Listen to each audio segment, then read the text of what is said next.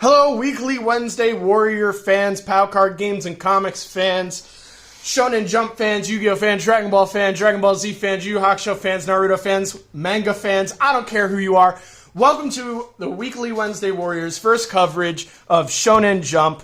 This particular issue is February 2003, even though you can't see it because my issue's a little faded over here. Something to mention before we go into this is the 20th anniversary of Shonen Jump. Happened last month in January of 2003, or at least the American version. And we couldn't get our hands on issue 1, so we're doing issue 2, which is totally fine. You guys will see what we mean when we get into this over here. So happy 20 years to Shonen Jump. My name is Skylar Hathaway. I'm Chris Potter. And we're going to get into this. So I'm going to start with the cover. Obviously, it's the first thing that we see here. And we want to focus on this one. This one's just kind of here to give us something to lean stuff on. And we'll be tackling this issue next anyway. So a little promo for the next video. Anyway, so the cover, I got a lot to say. I was never a big Naruto fan. Okay. So I found this specific issue in a ShopRite at a newsstand. I was 9 years old. I'm now 29 years old. So this will stick with me for 20 years, which is saying a lot. So if a kid goes and sees this on a newsstand, right, and the year is 2003, this Naruto guy over here is not on the air anywhere. There's no images in America that you can really see of this dude before you were to see this. So I saw this image on the shelf, and this got me interested in Shonen Jump. And I'm sure once I pulled it off the shelf, I might have saw Yugi on the cover over here, Goku on the cover over here. But what I don't know is, at that age, I don't even know how much Toonami I was watching, if I even knew what Dragon Ball Z was at the time. All I know for a fact is I knew what Yu-Gi-Oh was. And I knew that was probably enough to sell me on this magazine, aside from like opening it up and seeing what it was. But this image really jumps out at you. And as their second issue, they're going to have to pick something that's going to jump out at you. So it's important to do that. Does this pose work, Chris Potter, as the artist here? Because that's the one thing about this image that I really wanted to say. I don't think this pose works. This is a Todd McFarlane type pose. First of all, this arm, that is a crazy jump from... This is a fairly head-on view of Naruto. This arm, there is no shoulder here. It's not 3/4 enough for us to lose the shoulder like he does. Yeah. For it to come down here like it does. Yeah. But doesn't really matter because it's so striking. Doesn't matter, exactly, which was kind of my point here is this thing looks really cool. And even though I might not know who Naruto is, I know who Goku is, and I know that Goku wears orange and blue.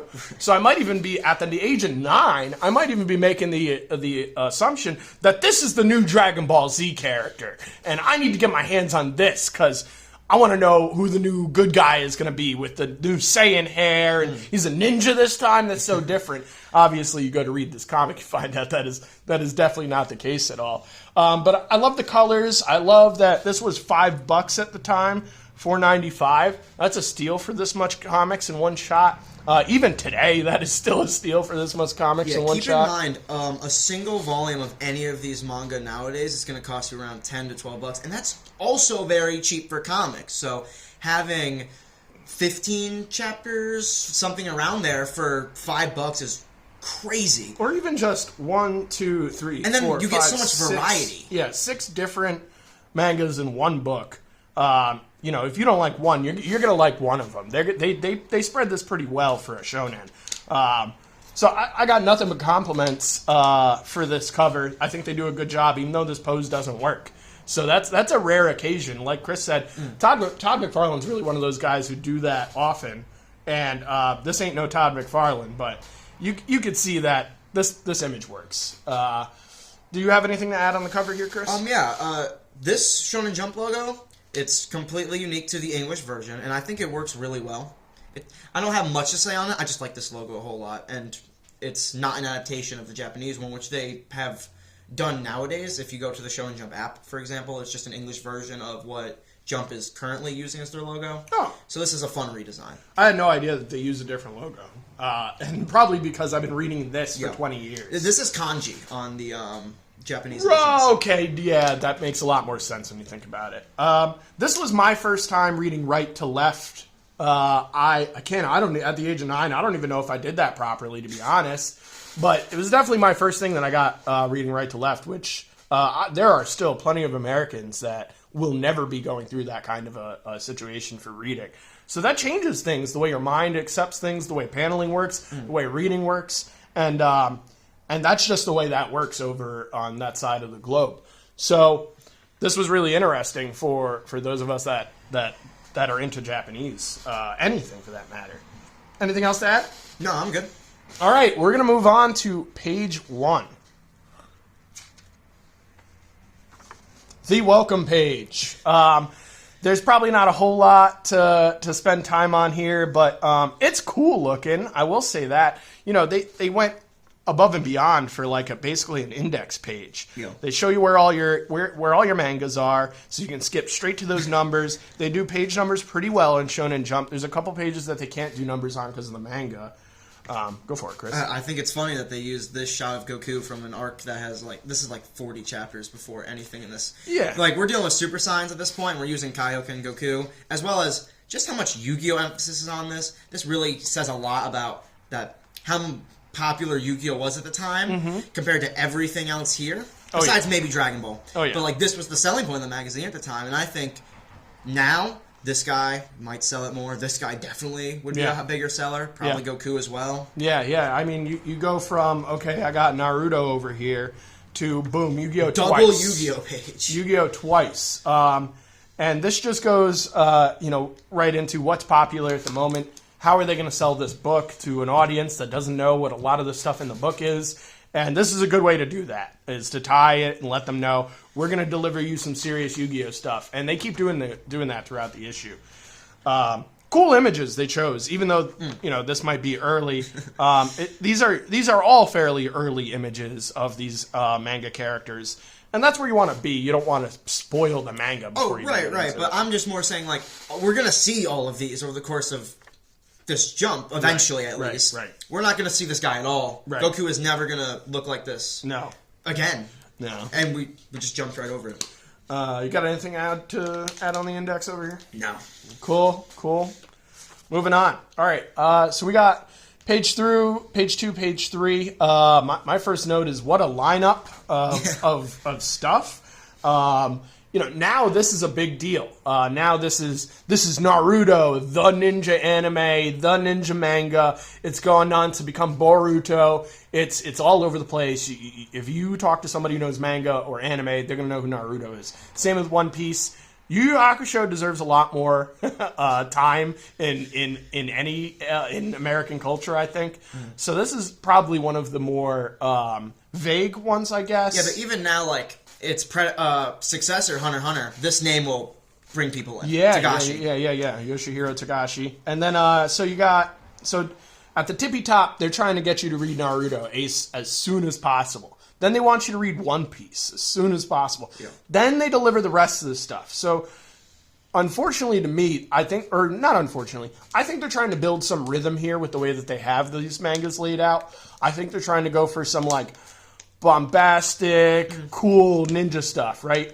And then I wouldn't say that One Piece isn't cool, but I'd say that this particular chapter, and we'll get to this, was not nearly as bombastic or like detailed drawn as the Naruto chapter is.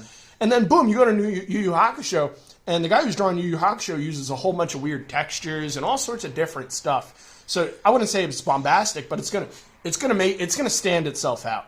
Yeah. Then you got Sandland, which is probably the biggest outlier in this entire comic book, because you got a double feature Akira Toriyama here going on, but this thing feels way different than this thing does, and everybody that's reading this by now is probably way more familiar with this than they've even heard of this at all. So it's interesting that they put Sandland in here. Me and Chris have no complaints about it, I don't think. God, no. I thought this was so refreshing, because not having the first 193 chapters of Dragon Ball in here, having this, which is so tonally similar, really fits that same niche. Oh, yeah. I was so happy this was in here. Also, speaking about this lineup, this is the only introductory chapter out of all of these. The rest of these are continuing from the first issue of Shonen Jump. This is the only newcomer, so it makes sense that they would start here. Even if you think you would be lost reading everything else in this lineup, this is a chapter 1. You can start here. You can enjoy this without having to had read the previous issue. Yeah, and all of these most of them are only a chapter in otherwise, which is not too big of a deal. Or what I mean to say is like they're not too far into their stories. They might be a couple chapters in, but they're not too far into where you're not going to get the beginning beats. One of the cool things in Shonen Jump too is they usually deliver you a summary before you get into it too, which is very good. Dragon Ball Z is the one that's super deep comparatively. They're basically starting right in the middle of Dragon Ball Z, which is some of me and Chris's favorite parts anyway. But this lineup is insane. What's more interesting to me about the lineup is most of these are not on the air yet. These are not animes that you can necessarily watch yet. So I did some research. YuYu Hakusho hits Toonami a month later after this comes out. So by the time the next issue is out, YuYu Hakusho's on Toonami. Okay. Yu-Gi-Oh's on WB Kids while this is out. Z is out. So Z is what's really dragging people out to this. Z is on Toonami, currently airing. Naruto and Yu-Gi-Oh! They don't air on Toonami until 2005. So we get 2 years in Naruto before anybody even knows what the Naruto anime is at all. Which is real brave of them to set that as the first manga and the dang cover when they have no intentions of delivering us a cartoon for 2 years. This is also the most contemporary out of all of these, because One Piece is a late 90s manga, very late, unlike the rest of these, which are basically mid-90s. Yeah. Dragon Ball, even 80s, to some extent. This is about 2000, more or less. So Naruto even being dubbed by 2005, especially with the way they were turning out anime at this time, is sort of impressive. And even more impressive than 2003, they were already publishing this guy. Yeah, I mean, they do a good job of getting Naruto up on Toonami relatively fast, but it is the one out of all... Sandland never hits Toonami, so I can't confirm or deny if there's even an animation adaptation in Japan. I was going to talk about that when Sandland comes out. This is super topical, because this is getting an anime right now. Oh, wow. They're working on a web anime for this in the next year or two. That's awesome. I'll watch that. I'm really excited. I really like Sandland. I believe it's the same team who was working on the... I think it's like Kabuta and Shintani was working on like the recent Super movies. All right, or doing the character designs. Sounds good. One Piece airs on 4Kids TV in 2004. So even One Piece, you got a year to wait before that thing hits. Do you know when that airs Toonami? Because I'm under the impression... Way later. Yeah, the funny dub doesn't come out years later. Way later. You got this real child-approved version of One Piece that airs on 4Kids TV. And that's what we get for years and years and years. And One Piece now has an unbelievably dedicated following. I'm convinced 4Kids picked up this magazine to figure out what One Piece was about, because One Piece gets a lot bloodier, a lot darker after this stuff happens. And then we're in these early chapters. There's not a lot of... I think I'm lying. I think there's actually some pretty gruesome stuff in these early chapters, but it's very light in tone. Yeah. Shonen Jump... They'll take a few things out. They'll censor a few things. Yeah, very minor though. But they will leave in as much as possible. They're not taking out any story or anything like that. And I appreciate them for that, because this is a kid, not a kids magazine necessarily, but they know that kids are going to be the one that's picking it up. And that'll become very clear when we get through some of these articles. You got anything else to talk about on page 2? Yeah, since we're not going to see Yu Hakusho in color, this is a very interesting coloration for Botan. That's true. Pink hair. Very pretty. I think it is very pretty. I'm just being reminded of, like, have you ever seen manga colors for Bulma? She has purple hair. That's the only difference. Yeah. So I just think color differences in between the manga and the anime adaptations are interesting. Blue hair in the anime. Yeah. That's why Trunks has purple hair. Yeah. Because his official colors were done by Toriyama before the anime started designing him, so they had the official colors for him. Okay. After they did. It is with the Bulma situation, the reason why her hair is blue is because Toriyama changed his mind on what color Bulma's hair is. In the first chapter, her hair is blue.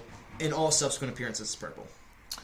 Fair enough. A little background on Dragon Ball Z there. Yeah. And Dragon Ball. Moving on to page 3, Chris? Yeah. Cool. So page 3, I have a bunch of notes, and it's mostly to do with where is it? There's a section here, English adaptation. So we got this guy Lance Castleman. I'm not too familiar with, but immediately after that is Joe Duffy.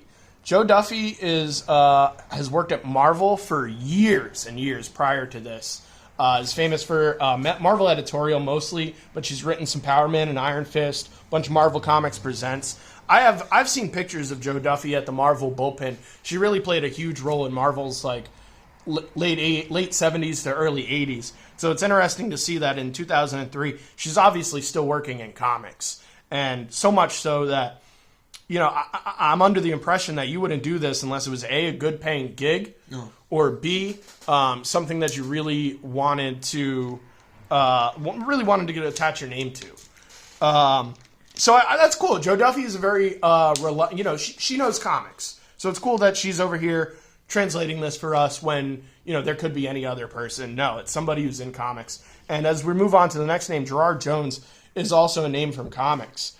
Gerard Jones has done a lot of things. Justice League Europe, Green Lantern, Fortunate Son. Unfortunately, Gerard Jones is not a Weekly Wednesday Warrior fave, because this man is currently in jail for child porn. He is serving 6 years in prison. Yeah, that was interesting to find out. So this is something I was going to bring up later. Yeah. His translations are still being used. Gary Leach? Gerard Jones. I pulled up my volume of my recent volume of like my collection of Dragon Ball Z. Yeah. Yeah, of course. Because a lot of this stuff is occasionally retranslated. Oh, okay. So I think it's funny that this guy's is the one that sticks. I do have to say, Gerard Jones is a fairly dependable comic book creator. He doesn't have that background and resume, that long, because he doesn't know what he's doing. He definitely knows what he's doing. So, although he may be a literal criminal and villain, he did a decent job transcribing Dragon Ball Z. I don't have much. Oh, yeah, Gary Leach. Gary Leach actually, so the Gary Leach, this guy who does YuYu Hakusho, he actually worked with Alan Moore on Miracle Man. Gary Leach has won Eisners for Miracle Man. So this is like an all-star lineup. So, actually. right. So we got some, again, really dependable, responsible comic book creators working on bringing over some new comics from overseas and delivering it to a young age group. I got nothing but good to say about these people except for Gerard Jones. But it is what it is. You got anything to take away from this page over here? No. These articles are really interesting. We're going to get into these as time goes on. But the next page is definitely where me and Chris want to live for a little while. Or at least me. This is an interview with the game master, Kazuki Takahashi. Rest in peace. Not going to get into his death right now. But he started in 1982, and Yu-Gi-Oh! Debuts in 1996. So that's a long time. You got to wonder what a creator does in 14 years, and what took him to become so famous. What was the requirement to get him so famous? And the answer to that is time itself. Sometimes me and Chris know this pretty well. So a lot of times, even in comics, it takes a while for you to get acknowledged at all, or even see any level of success. One of the people that come to my mind is Daniel Warren Johnson. He's one of our personal faves in modern comics. We're not going to spend too much time on him, but he's one of those guys that's in his mid to late 30s that has only really seen relevance in the past 5 years. So that means that he spent 30 years in comics or something comic relative or art relative before he actually saw any level of recognition.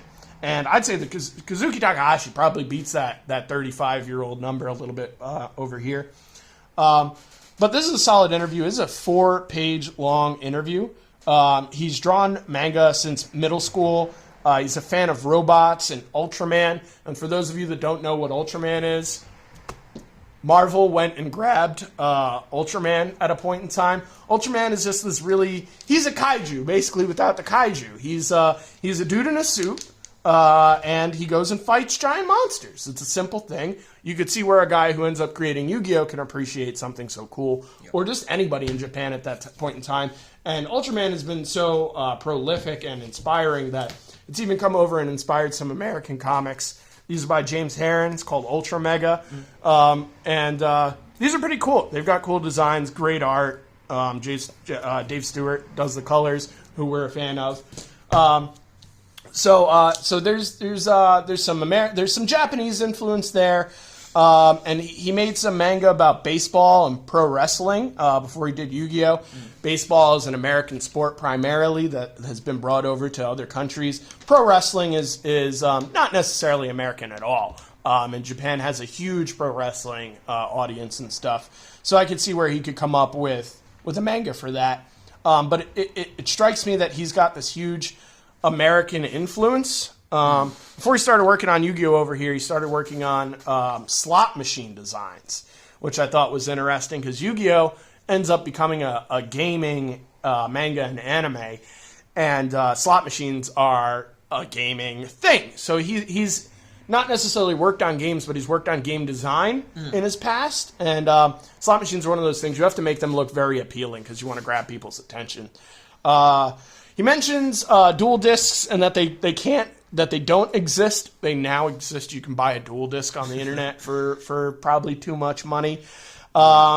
Shonen Jump asks where he's visited. He says Egypt and American cities. He literally lists 3 different American cities and Egypt, which is hilarious to me because this is Kazuki Takahashi's interests on the page as we speak. This man really appreciates American culture, which is pretty cool.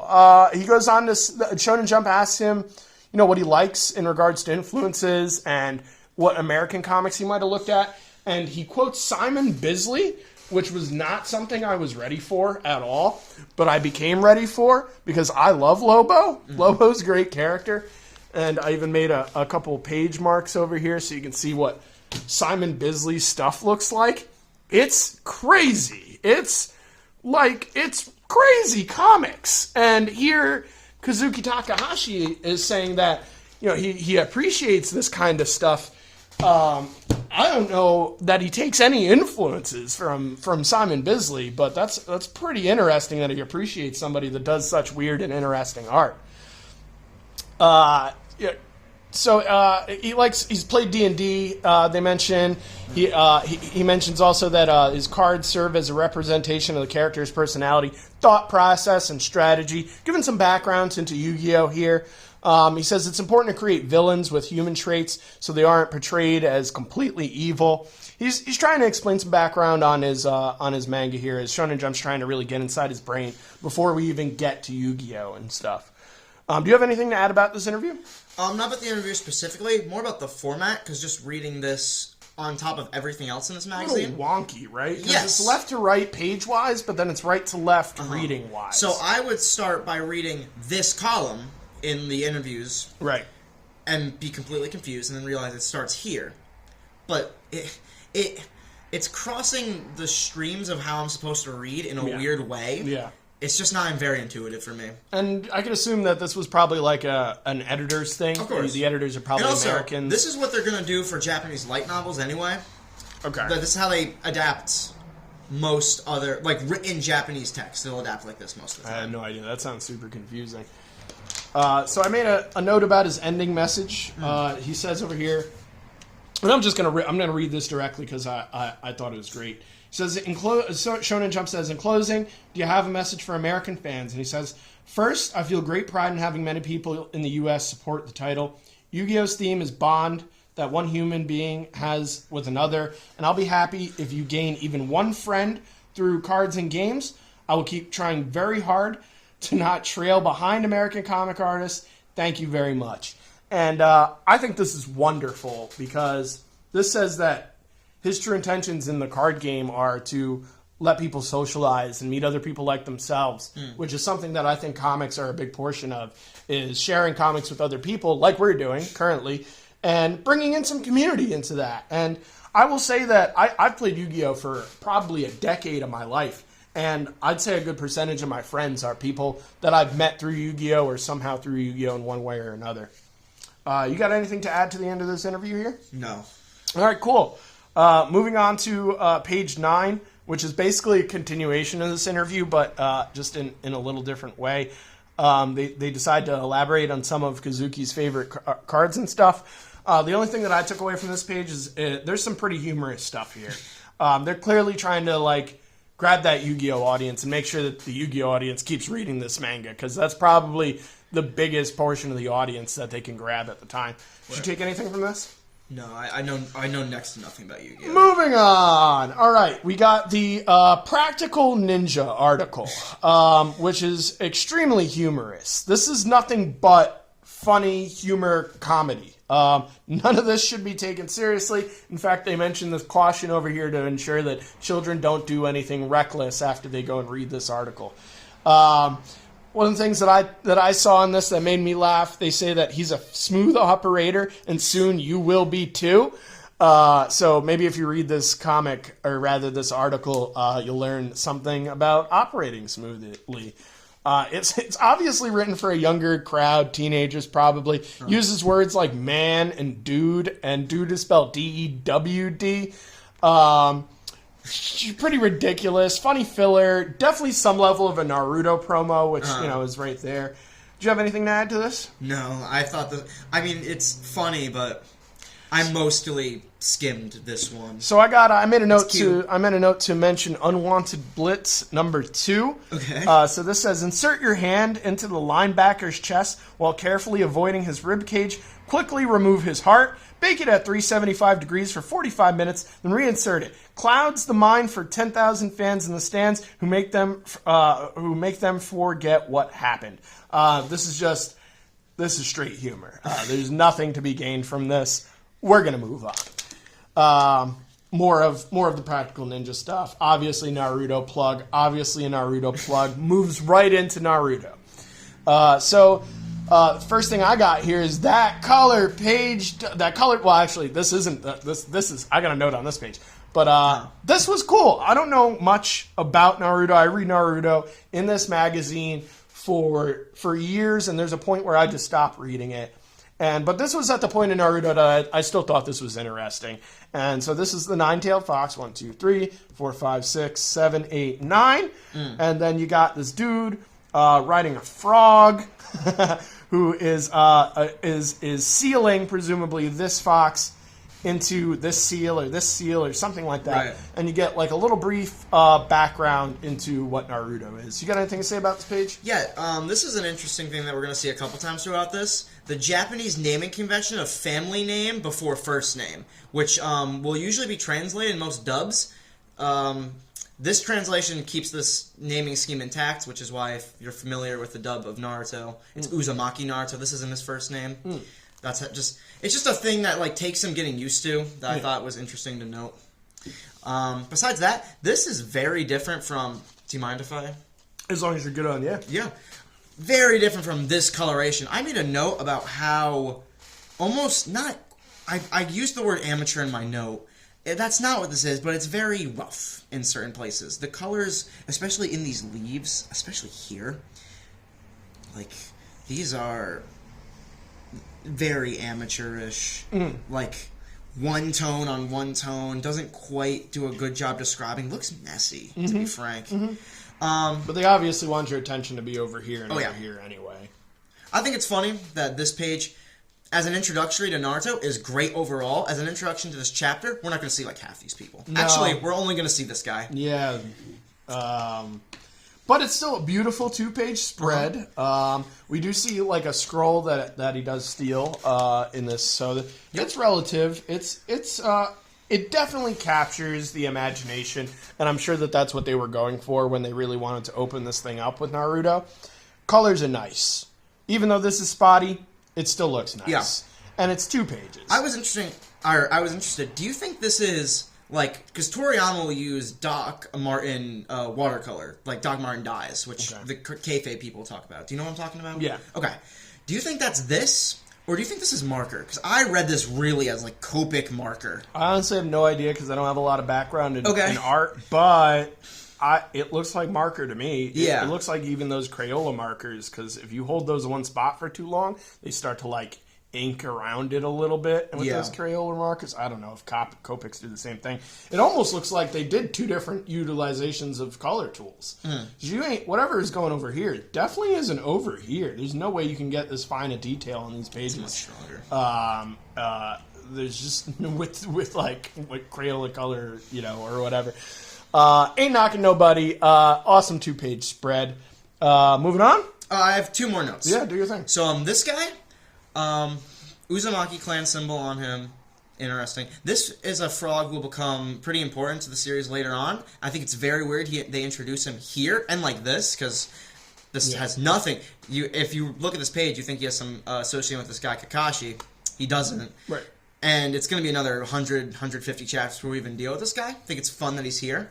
Sasuke on an eagle was something I noted, because I think as the series goes on, he's going to stray away from this characterization of him. For me, putting him on this sort of creature implies a just character, a character. I use the word valiant. Mm-hmm. We're going to stray away from this as the series goes on, and Sasuke becomes a much darker character. So I think it's fun to see him kind of figuring out the characters' personalities and how they may have changed. Yeah. Yeah. There are definitely a lot of themes that are attached to this character, and this doesn't necessarily... Justice is one of them going forward, which might be all he's implying with this, but I take this as a more, not patriotic for this specific country, but I associate with, I guess, not Sasuke's brand of justice. Could have even been less thoughtful. He could have just been like, I want to show some cool creatures, and I got to put Sasuke in here somewhere, so threw him on a bird, right? All right, moving on. Yeah, cool. Sorry. We got the Kishimoto Q&A. We just went through a Kazuki Takahashi 4-page interview. Kishimoto gets half a page. But that being said, what I took from this is he keeps eye reference on his drawing table at all points in time. Huh? I would not have guessed that at all based on the stuff that I've seen him create. Not that I've paid attention to his eyes, but I haven't noticed that they were different much either. But I like that he keeps that reference. That's a tool for anybody who's working in comics to have some reference around, especially if you use that reference as often as he does. He does thumbnails ahead of time, which is something cool that I've noticed artists and comics have been doing. No breaks in his more. schedule was something I noted. When I was reading it early on, he starts in the middle of his week when he's ending Naruto, I believe. So I thought he was going to get to the end of his week is a rest day or something, which makes no sense if you know anything about the Japanese manga industry. Finding out that he uses that time for paneling, he spends a whole day talking to his editor. Yeah. Which I found was interesting. He claims he only sleeps for 3 hours a day or a night. I don't know if that's true or not. I've heard a lot of wacky stuff about these mangakas. This is true until he crashes. Yeah, I imagine there has to be a period of time where he can no longer keep up this lifestyle and he sleeps for like 17 hours. That sounds about right. Notes Dragon Ball is an influence here. Yeah, so Shonen Jump's not really even asking that great of questions, I'd say, here. But he does mention his influence, which is Dragon Ball, Akira, and Ghost in the Shell. And I think those are all apparent throughout his manga here, Naruto specifically. You got anything to add about the interview? No. This first page is strong with capital STRONG. He used that zipatone, right? Yeah. Which I call shaded Screen dotted tone. paper screen tone. And you're going to see a bunch of that throughout this book in all of the mangas. There's a bunch of that going on. What you got on the first page, if anything? Highlighting this background again. I attributed Foreground, this first. really. Yeah. Well, yeah. This is a middle ground element because this is the real foreground. Using some zipatone to create space. This is great because unlike every other manga we're going to read in here, Naruto has a setting that is very important to its overall ideology, and this has a central location. Is what I'm really trying to say, as opposed to any other manga in this series. What Yu Yu Hakusho kind of does, but not in this strong a way. He needs you to make sure you care about the city, and it looks so lively, it looks so interesting. So, and it's just backgrounds are something that is not focused on in almost any of these other manga. and Kishimoto is doing, more accurately, probably Kishimoto's assistant, especially as we go on. This probably was him to establish a look of the city. Yeah. But as we go on, this is all assistant work. Very, very strong. A couple notes about these guys up here. These are, we're going to find out, are the Hokage, the rulers. Which we find out through this issue, Yeah, mostly. this is not a spoiler about the overall series. This is a little bit. All of these guys that have the Uzumaki clan symbol will become very important to Naruto. As his family line, what he is. This guy is just straight up like one of his relatives. Spoilers. I'm sorry. All these guys are important to him. So he's setting up that these guys are important to Naruto from the start. What else did I have? So what I wanted to make a note of is that they open up, he is definitely graffitied all of these Hokage. Yeah. But he is currently graffitiing the Hokage that has sealed the nine-tailed fox spirit. That's not true. Somewhere. This is the first Hokage. He's graffitiing right here. The fourth Hokage, if you go to the... This isn't the fourth Hokage that he's on? No. Well... he's right... Where is he? What do you mean? Where's Naruto? Yeah. No, he's definitely right He's here. right here. This is the first. This is the fourth. Oh. Well then. Got anything else on this page? Interesting to see these guys in their early stages. They look a lot different from how we're going to see them throughout the series. That's it. I thought it was interesting to see their prototype designs. These rock sculptures are going to change a lot as the series goes on, as we finally finalize what these characters look like. Just nice. And you'll see that as we continue our coverage. Yep. Strong first page. Strong first page. That's what Chris is basically saying. That's what I said in one sentence. Okay. Moving on here. I'm going to go relatively slow here. Do you got any notes on these over here? I just started highlighting. This is where I left. Character design is really strong here. I like all of these character designs. This is not going to be true as the series goes on. Early Naruto has some of my favorite just raw character designs in manga. Yeah. I love these goggles. He's going to shy away from these later on. I think his design always has worked better with these goggles. I really like them. Those kinds of goggles are a huge portion of like Japanese main characters for some reason. There's a couple of Digimon guys that wear the goggles and stuff. Yep. I've seen it on other anime characters too. These goggles basically get replaced with his headband, I'd say. Which is fine. Works very similarly in design. Something to mention in regards to design is in a comic or a manga, these first couple pages get referenced a lot in regards to art, because these are probably the pages that the artist is going back to base the rest of their designs on. So these are really important figures that they're laying down here, and will probably influence the figure work from here going forward. Anything else on these pages? No. Moving straight along. Anything here? No. Cool. Some solid paneling, very readable stuff. This is. I think most manga artists know that they're not going to be working in color, so they got to really deliver some solid black and white art. And using like black backgrounds and white backgrounds to deliver your message is not a bad idea. And this like incorporation of the sound in the background too is something that you'll even see in American comics as well. And a lot because of American comics have been taking a lot from manga, especially this past decade or so. I highlighted Naked Naruto. Yeah. Besides that, I highlighted the expression work here. This is where it really starts to shine. I love these faces. Oh yeah. They're a lot of fun. So as a 9-year-old picking up this book, I must have flipped through this page, and it probably sold me on the manga a bit. I mean, I'm 9 years old, so I'm not saying that I was attracted to Naruto, but this was something that I'm not accustomed to seeing. Yeah. At the age of 9, and I got away with it without my parents knowing. So this was pretty cool to me, I'd imagine. Knowing that he's going to pull this out a couple more times after this definitely encourages me to continue reading, I think. I don't know if this is a note on this page necessarily, but I thought that making Naruto's teacher an orphan was really neat. Yeah. A really cool story idea. I like Iruka's... His name's Iruka. I like his design a whole lot. I already basically highlighted this, but just to give him some more props. Yeah. This is we're going to see everyone basically take this design as the series goes on, and this will become just the common shinobi garb. Yeah. Just because of how strong it looked on Iruka, probably. Yeah. Again, with the early panels developing what's going to come in the future. Yeah. We're laying some serious groundwork here, and he's doing a great job. Really impressed with this. You got anything to add over here?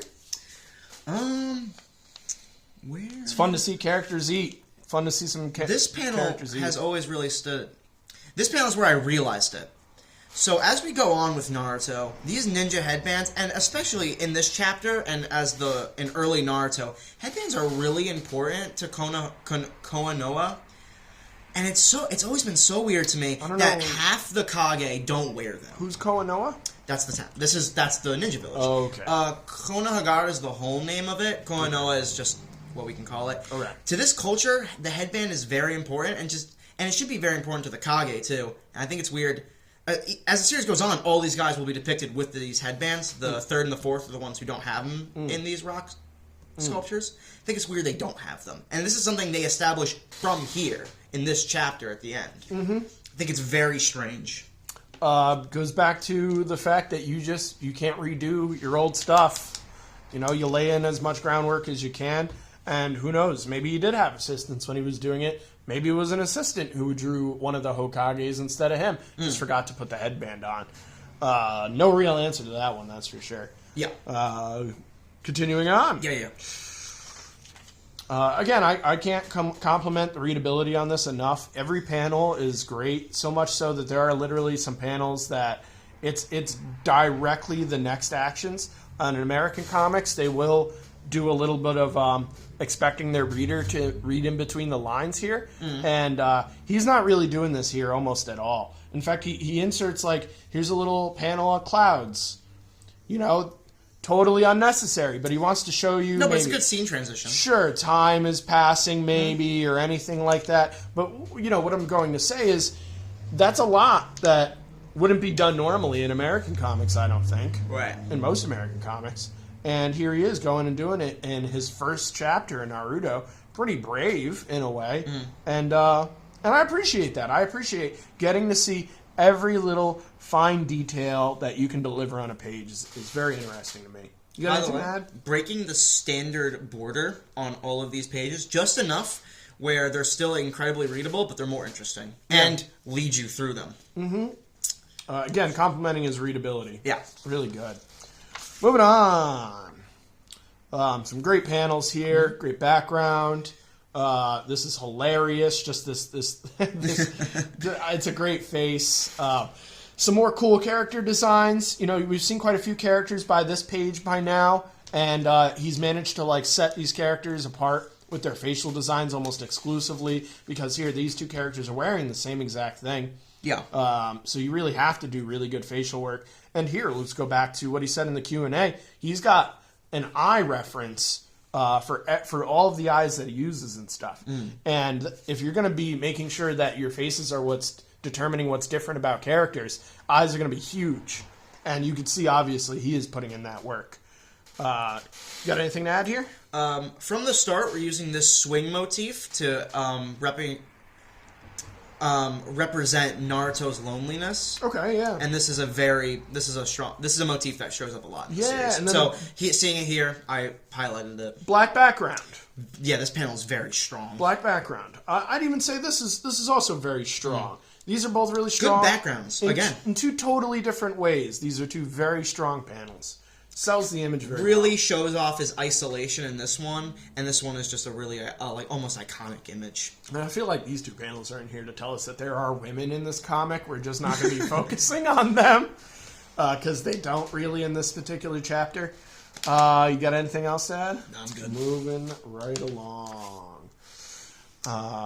I highlighted this background immediately. I think this one is really good. Yeah, it's stunning, and the characters, even though they're small, look.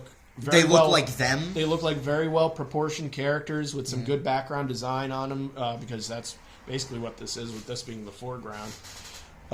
Here's the continuation of him feeling lonely, leaving the swing now by itself. Yeah. Another black background to deliver a message even further. And this line almost carries over. I'm not sure if this is just a tangent that he didn't even notice, but I do like this as a transition. Yeah, it works all right. Yeah. It's definitely a tangent. but it works all right. Probably because this is in the middle here, even.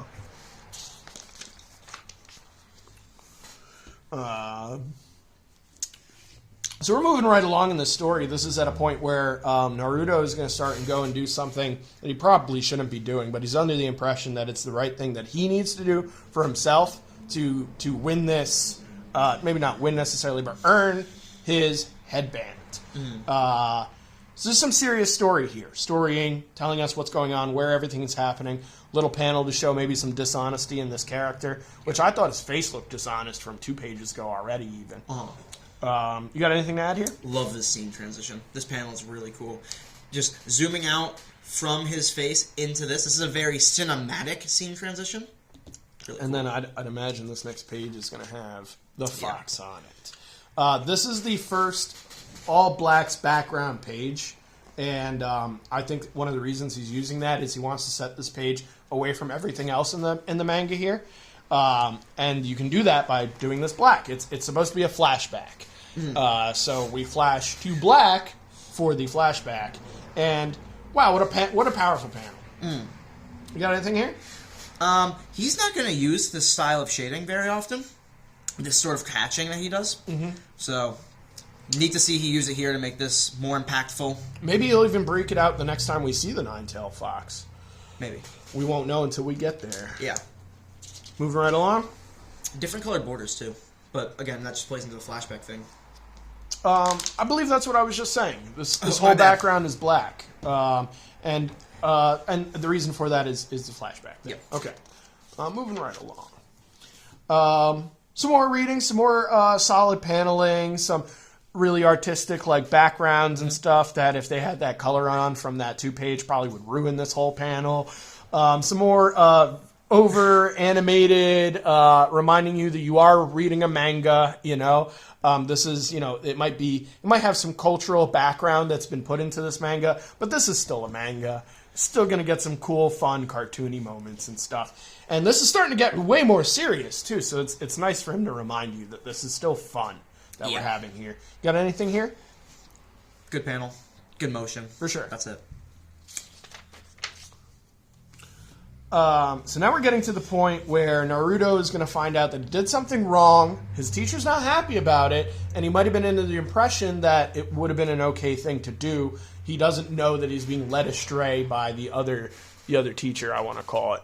Mizuki. Yep. I'm really bad with names, so I'm going to be doing this for all of Shonen Jump. I'll be doing this probably. Anything on these panels? Good stuff. Almost a repeat of the last panel, but super strong. Love how the sound effects also lead you through this barrage of shuriken. And again, they use this kind of stuff in manga almost constantly as composition for the actual image. Black background, black background, black background, all for very specific reasons.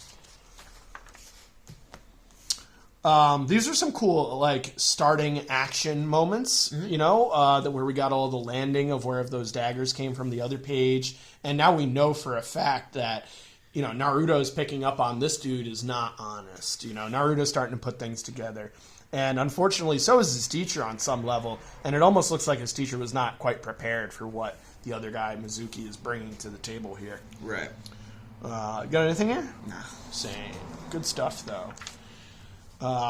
Just continuing the story here. We got Mizuki talking to Naruto directly, addressing him, probably trying to encourage him to do something that would not be untoward his teacher. I like this as a reveal panel because this is when Naruto finds out that he is not the reincarnation, but the Nine-Tail is sealed within him. Yeah, and that's why he's been so ostracized his whole life. And the fact that an entire village had managed to ostracize Naruto is something to be talked about too. That's impressive that they managed to keep this secret from this kid for this long. I don't know. Especially when people like this have such loose lips. Like, you'd have to think they would have some crazy... For this facade to show up. Like, everyone hates him. And no one spills it like this guy does. Yeah. I guess he's ready to be an enemy of the state, though, at this point, so... Again, solid paneling, solid stuff. I don't think you're going to hear a complaint out of me or Chris for this entire chapter here. So we got more action scenes. We got one of the... He's an Hokage, right? That's the third Kage. The third Hokage is trying to figure out what the heck is happening in the forest. And I don't remember if it's this panel or the next panel, but he tries to tell people not to worry on some level. I think he's under the impression that it's going to get handled by itself. But they're going to want to show up once it does get handled, probably to take care of this Mizuki guy. Yeah, we're going to find out he's one of the few... Not find out, it's basically already been It's established. right, He's one of the few people who likes Naruto. He already believes in this kid. And even furthermore, he's some level of clairvoyant. Yeah, he has like a... scrying... Whatever level that may be. Yeah. Wanted to mention that they use those black borders again, and you got to wonder why. Another flashback sequence. Break it at the end, though, once we come back to reality. Which is perfect paneling, great readability here. Can't compliment this guy enough. This is amazing. You got anything to add? No. Moving right along. Wow, what a powerful image for his teacher. This is the first chapter, and already his teacher is in pain, is breaking down in front of us, and is trying his best to defend Naruto and keep Naruto in a safe place. I wish I had more teachers like this in my life. Got anything to put down? Anything to add? I love this panel as a subversion, because we're introduced to Iruka as kind of a hard ass. He doesn't keep this facade for too long, but, you know, by this point we know exactly where his loyalties lie. Or before the manga basically tells us where his loyalties lie in a couple pages. Moving on. 50 through 51. Some more good panels, more good stuff. There's that crystal ball that's showing clairvoyance kind of thing. Note that he's alone. There's nobody there to impose. This doesn't come up very often. The crystal ball? Yeah, or his clairvoyancy as a whole. Oh, well, that's unfortunate. Black borders showing he's alone again, and the importance of where these words are laying. It's good stuff. Keep it moving. Back in the forest with our main characters here. Some really cool speed going on in all of these panels. This is the part of the manga where you're going to be reading this probably faster than you've been reading the rest of the manga, just because that's the speed at where it's going at. There's a lot of movement, there's a lot of sound, a lot of action. Uses really simple panels to work. This is just a tree and a foot. Yeah. This is just a dude landing. This is just a dude falling. This is just a pose of a guy. It's just a guy on the ground. And leaves the work for his more important panels here that he wants to deliver some images and stuff. Here's him giving us some background tree, for transition purposes, I suppose. Again, very cinematic paneling. That's what this entails to me, is that he's taking more influence from film and other anime than... That's what this kind of panel implies to me. Not saying he's not taking inspiration from manga. Obviously he is. But that's what this kind of panel implies. Yeah, I can see that. Yeah. Scene transitions. Just keeping it rolling, keeping the story going. Solid stuff. Yep. There's that big old scroll we talked about in the beginning on that double-page spread. Different scroll, but he's got a big scroll. Some more blacks. I'm going to complain about this. Naruto is a terrible student, and I don't think Kishimoto quite has characterized him yet. Because how I take Naruto as a person is that he is all guts and has to really work for everything he earns over the course of this series. Which I think is what he's saying here, but this was something that just has always thrown me off as I read Naruto. Because I am more familiar than this with Skylar. I have read all of Naruto. Just something... weird characterization early on. Just not him being as confident in this character as he is later. And who knows what excellent student even really means in this context, because we don't really know what classes look like, aside from the small amount that we've seen, which was mostly tests. So for all we know, he could be an excellent student, but that hasn't exactly been given to us or not given to us. Which is the other thing I was going to say. As a first chapter, it's pretty good at establishing a lot of things. That's one thing I think it falters at. Yeah, if anything, we're under the impression he's not a good student, but he's learning something. If this is a very tell don't show moment, because we only see Naruto being a bad student, and then we're only told that he's actually a good one. And they don't have any moments of Naruto studying outside of class, figuring out other jutsu, and Iruka just picked the one he's bad at. We only see him being a slack off, and you got him crying because of Iruka's words over here are true words, and I don't think he even ever thought that Iruka would say something like this. No. So now I'd say that we're getting towards the end of this chapter. And you could tell by simply the panels and the way that the panels work.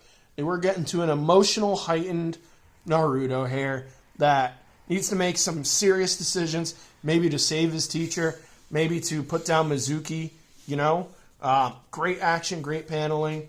Anything to add? No. Moving on. Again, just continuing the story, keeping the motion going, keeping the action going. Not a lot of words here, not a lot of time to spend on this because he really wants to bring you to the climax of this issue, to the conclusion of the issue. They're going to use this image a lot in promotional material. And I mean, if you drop this little shot and you drop, some of this background, this is a amazing figure work here. Everything works so cool. here. Everything works. And this too, I like the zipatone or whatever it is that they use to get this kind of this feel on this character right here. Great stuff. Moving on. Wowie! Wow. That's almost my exact note. Is just what a splash page. Holy crap! Wowie! Look at all these very readable figures, all in the same pose. Holy shit! I went through this. This is nuts. As best I could with a fine-tooth comb to find a Naruto that doesn't look the same or like a Where's Waldo kind of thing, and I honestly couldn't point anything out to you. This is the best, maybe the best doppelganger jutsu that is ever done in Naruto. So, wow, double page spread. There's barely any words on this thing, and you're still still losing your mind over it. So, yeah, gonna continue from there. Now he's really closing out the arc here. We got Naruto's gonna kick some butts. So much butt, in fact, they don't bother to show it to us. We understand. I love these tiny little panels here, because what this tells me, at least in this manga, is panels equal time in comics. Here's some time, here's a little bit more time, and then boom, Mizuki's down, his teacher's fine. Naruto and him are going to have a small little back and forth, and then they're going to move on with the story. By the way, we're going to find out as the series goes on what it takes to get to this level of ninja. I think in retrospect, it's very funny how easy Naruto, but basically only using, as it's going to be called, taijutsu, just fists, takes this guy out. Yeah, this guy was not planning for the ability that Naruto actually has. Because the number one thing we're going to find out of this art of the doppelganger, this should kill him. That's why it's in this Forbidden Scroll. Because if you think about its utility, it's not crazy. If you think about what would be in a Forbidden Scroll, you're thinking of a lot of these, if you think about like the forbidden spells in Harry Potter and what those are, that's what you kind of think would be in this scroll. And it's just this better version of the Shadow Clone Jutsu that we're already established. But we're going to find out this should basically kill him. There's no reason he should be able to do this. And Weekly Wednesday Warrior fans, that was spoilers for me because I had no idea. So that's kind of cool. So these are the last 2 pages of Naruto. And all that I really have to say is this was a great first chapter. It laid some solid groundwork, some real promise for the future, especially with this Forbidden Scroll. We have no idea why it's forbidden. That's a great way to get your readers interested in what's to come. Moving right along here. Yeah. Page 68. So, again, I'm very much under the impression that a lot of these things are trying to encourage kids to be interested in this manga because it is nowhere else to be found outside of Shonen Jump. And I bet that Shonen Jump is probably, Naruto more specifically, is probably a maybe not a huge thing in Japan, but they probably digging it, specifically the teenagers and stuff. Oh, yeah. So it'd be easy for them to take something that works over there, or maybe not easy, but it would make sense for them to take something that works over there and try it on an American audience. And so they're going to do their best job, especially the editors and people putting the book together, to put a lot of opportunities to encourage you to get into the background culture and character that is Naruto. Going off your comment on this being popular in Japan, already by this point, Naruto has cemented itself alongside Bleach and One Piece as the highlights of Japanese Shonen Jump. The huge sellers, the people that are bringing people into that magazine. And you can, we can't say it enough, that first chapter was so good. I'm excited. It's really strong. I'm excited to read the second chapter. I hope it's as strong. But anyway, so this is cool for kids, young teenagers, tying into Naruto, gets kids interested in ninja. Moving on. Moving along. One Piece. This is where Skylar's going to say next to nothing, and Chris is going to be talking probably nonstop. Okay. So I don't even have any page notes really, and I'm sure you have a few, so we will try and get through them as best we can. But before we do, all I want to do is comment before we even get into this. There's some great cartooning in this one, and there's great readability in Naruto, but I can't say that there's great cartooning, except for there's some facial expressions and stuff, but there's a lot of overexpressed images, some seriously cartoonish vibes that you wouldn't get, and I'd like to say it even starts with this cutlass right here. Yeah. This is the kind of thing that I could see even happen in a cartoon where they want to just drop you some information. So they'll drop an interesting way to deliver information in hopes that you read it before the actual show starts. This is great. I love this. It's my favorite thing on this page specifically. I have noted, talking about the style of One Piece and how much cartoony it is, really thick line work on very early One Piece chapters, and very few panels, too, even less than Naruto, and probably everything in here. Oda's going for readability in just, ease of information, almost. Conveying as much as possible and as little as possible in these early chapters. Yeah.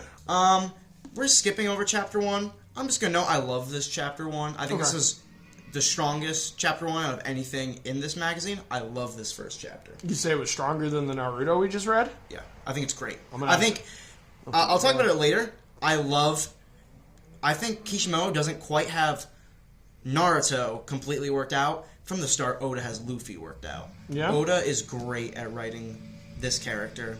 Can you tell me why he's got this name? Do you want me to? It's okay. Is it First relevant? off, monkeys is yes. It's plot relevant. All right, we'll get into it later.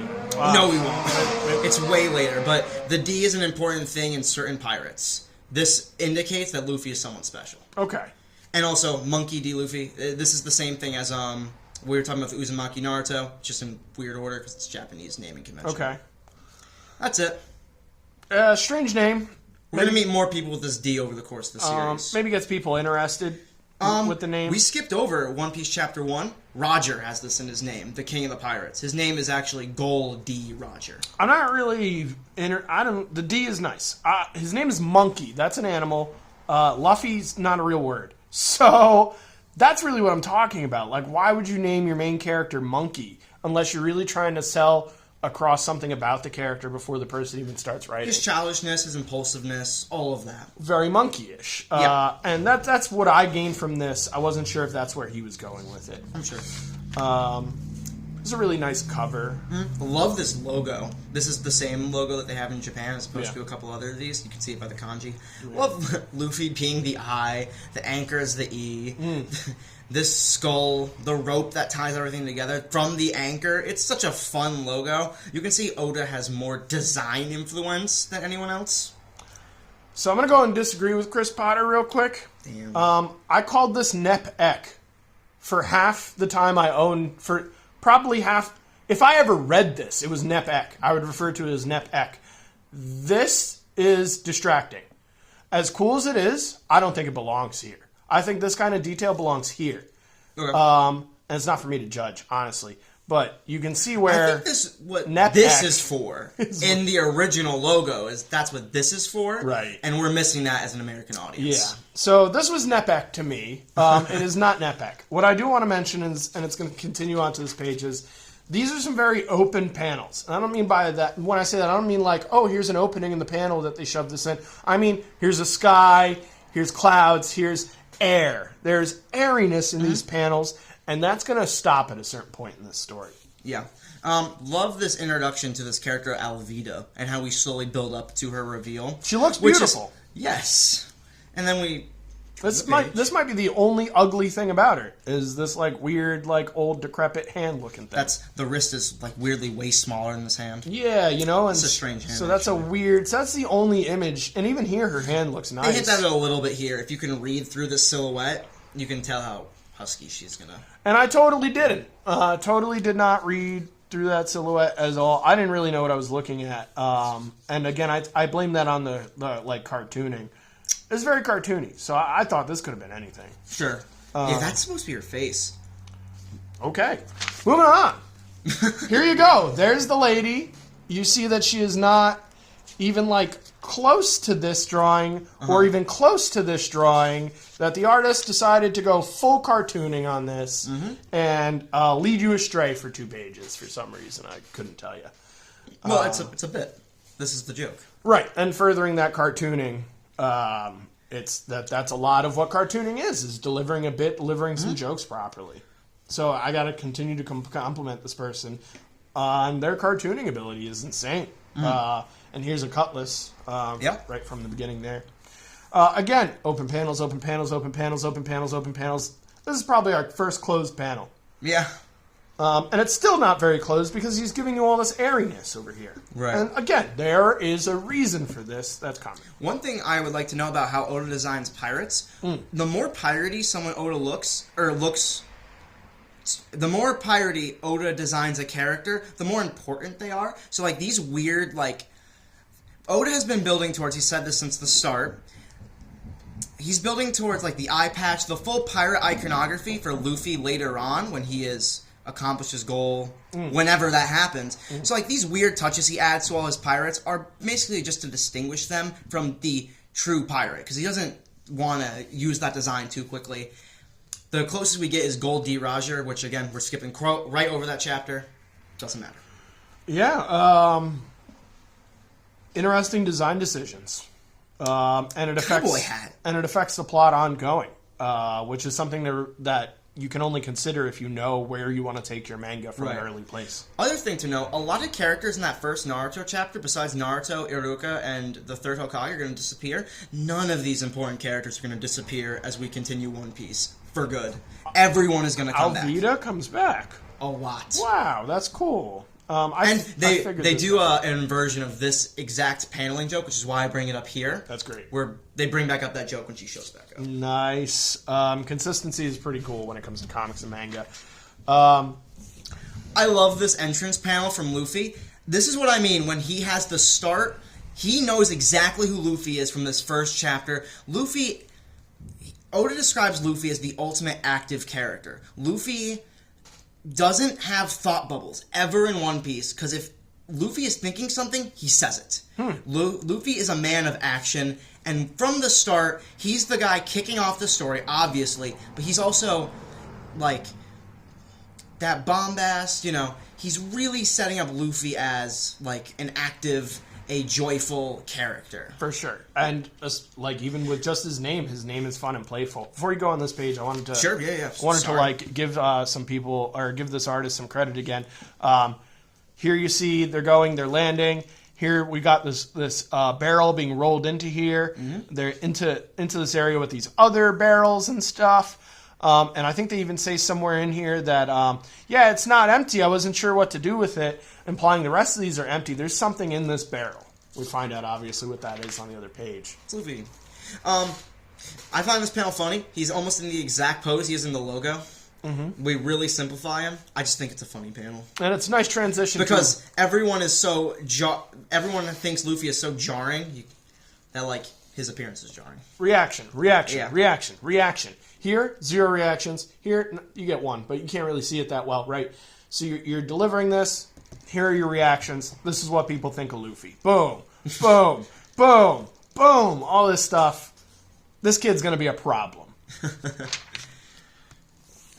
And if that's not clear by these 2 panels alone right here, this kid takes them all out. No problem. Going on this for a second. First of all, this is going to be one of Luffy's crewmates. Great silhouette.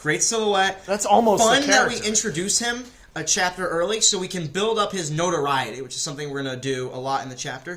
This translation is what I really want to talk about. Because as the series goes on, they're going to change this to an L. Not as the series goes on. In the official Viz translation, which is very wrong.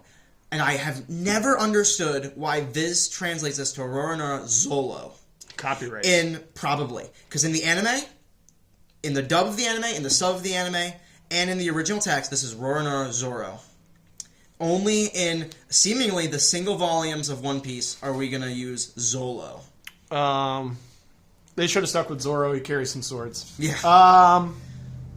Yeah. So again, lots of cartooning here. This has just been a lot of fun. Here's another cartooning trope over here. His nopes are actually coming from his head shakes and not actually saying anything. This is another great portion of like manga style cartooning.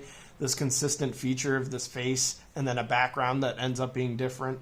This is pretty good paneling. I like this How stuff. about Luffy has no sympathy for this kid at all? Or maybe he does. You're kind of clumsy and dumb.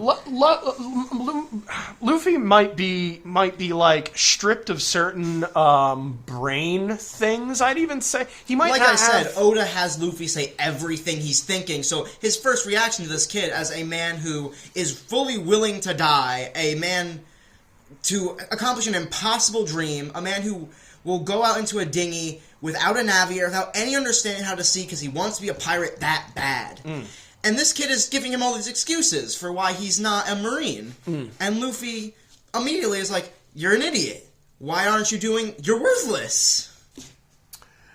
Yeah. But he's smiling the whole time. Of course. Which means that, to me, he's saying these things with kindness. It's hard for me. I don't understand Luffy's emotional ability. And maybe that develops as time goes on. But he seems to be lacking certain things that I think most humans He is a would bad pirate at the start of this, namely, too. He's barely a pirate. I wouldn't even call him a pirate. Not. I'd call him a dude with a dinghy. He doesn't even have his dinghy. Anyway. He's a straw hat. He's got a straw hat. Maybe he could float on that. Some cool zipatone or whatever. Yep. Again, you're seeing that probably every manga that we go into. Use this a lot less. This is not even... This is just to establish some shadow. Lighting. Yeah. Not using this for a foreground, background element at all. Some more great cartooning going on. Some easy transitions between panels. Some just primary conversation. This long panel really zooming out to past these two characters. Yeah, and the reason they do that is they're trying to deliver a message, and Yep. that's that both of these guys are trying to deliver what their importance to the other character is, I think. And Luffy's is not a Navy fan, and this guy wants to join the Navy. So they've been separated by each other and everything that they're around as well, because they're trying to set their own, what they think is important on either side here. I like that from the start, Oda is telling us that there are no clear right and wrong sides in this world, though. Because we introduced Kobe, very good character. And I mean good as in like an alignment. He's a very sweet character, and he wants to be a Marine. Despite knowing probably all the horrors the Marines will do as we go on. And here we have Alvida, who's a pirate, like our main character, and she is also awful. So, from the start, we're setting up... Luffy isn't good because he's a pirate, Kobe isn't bad because he's a Marine. There are no clear sides, and we can like and dislike characters, regardless of what their alignment is. And that's something we're going to play with a lot in One Piece as we go forward. And that's mostly because if you think about pirates, that's kind of how it works. Most pirates were in it for themselves, if anything. They weren't necessarily good, they weren't necessarily bad. I think it's this page that these panels start to feel a little bit more closed off. And that's because there's a lot of action and a lot of people in the panels. And he's trying to deliver this this darker tone for just a couple of pages that this woman is meant to be taken seriously. Don't mess with her. Of course, Luffy doesn't take her seriously at all. No, he's the antithesis of this character, if anything. And just doesn't matter to him at all, because he could take a hit. He could take this darkness that she's throwing at him. He doesn't look at any of the stuff the same way that she does. This is all adventure and fun for Luffy. But to her, this is a job. This is money. This is, you're ruining my plans, kid. This is going to become Luffy's iconic move, almost like the Kamehameha. Okay. The Gumma Gumma no pistol. Okay. He's going to use that a lot. Just thought it was worth noting. Yeah.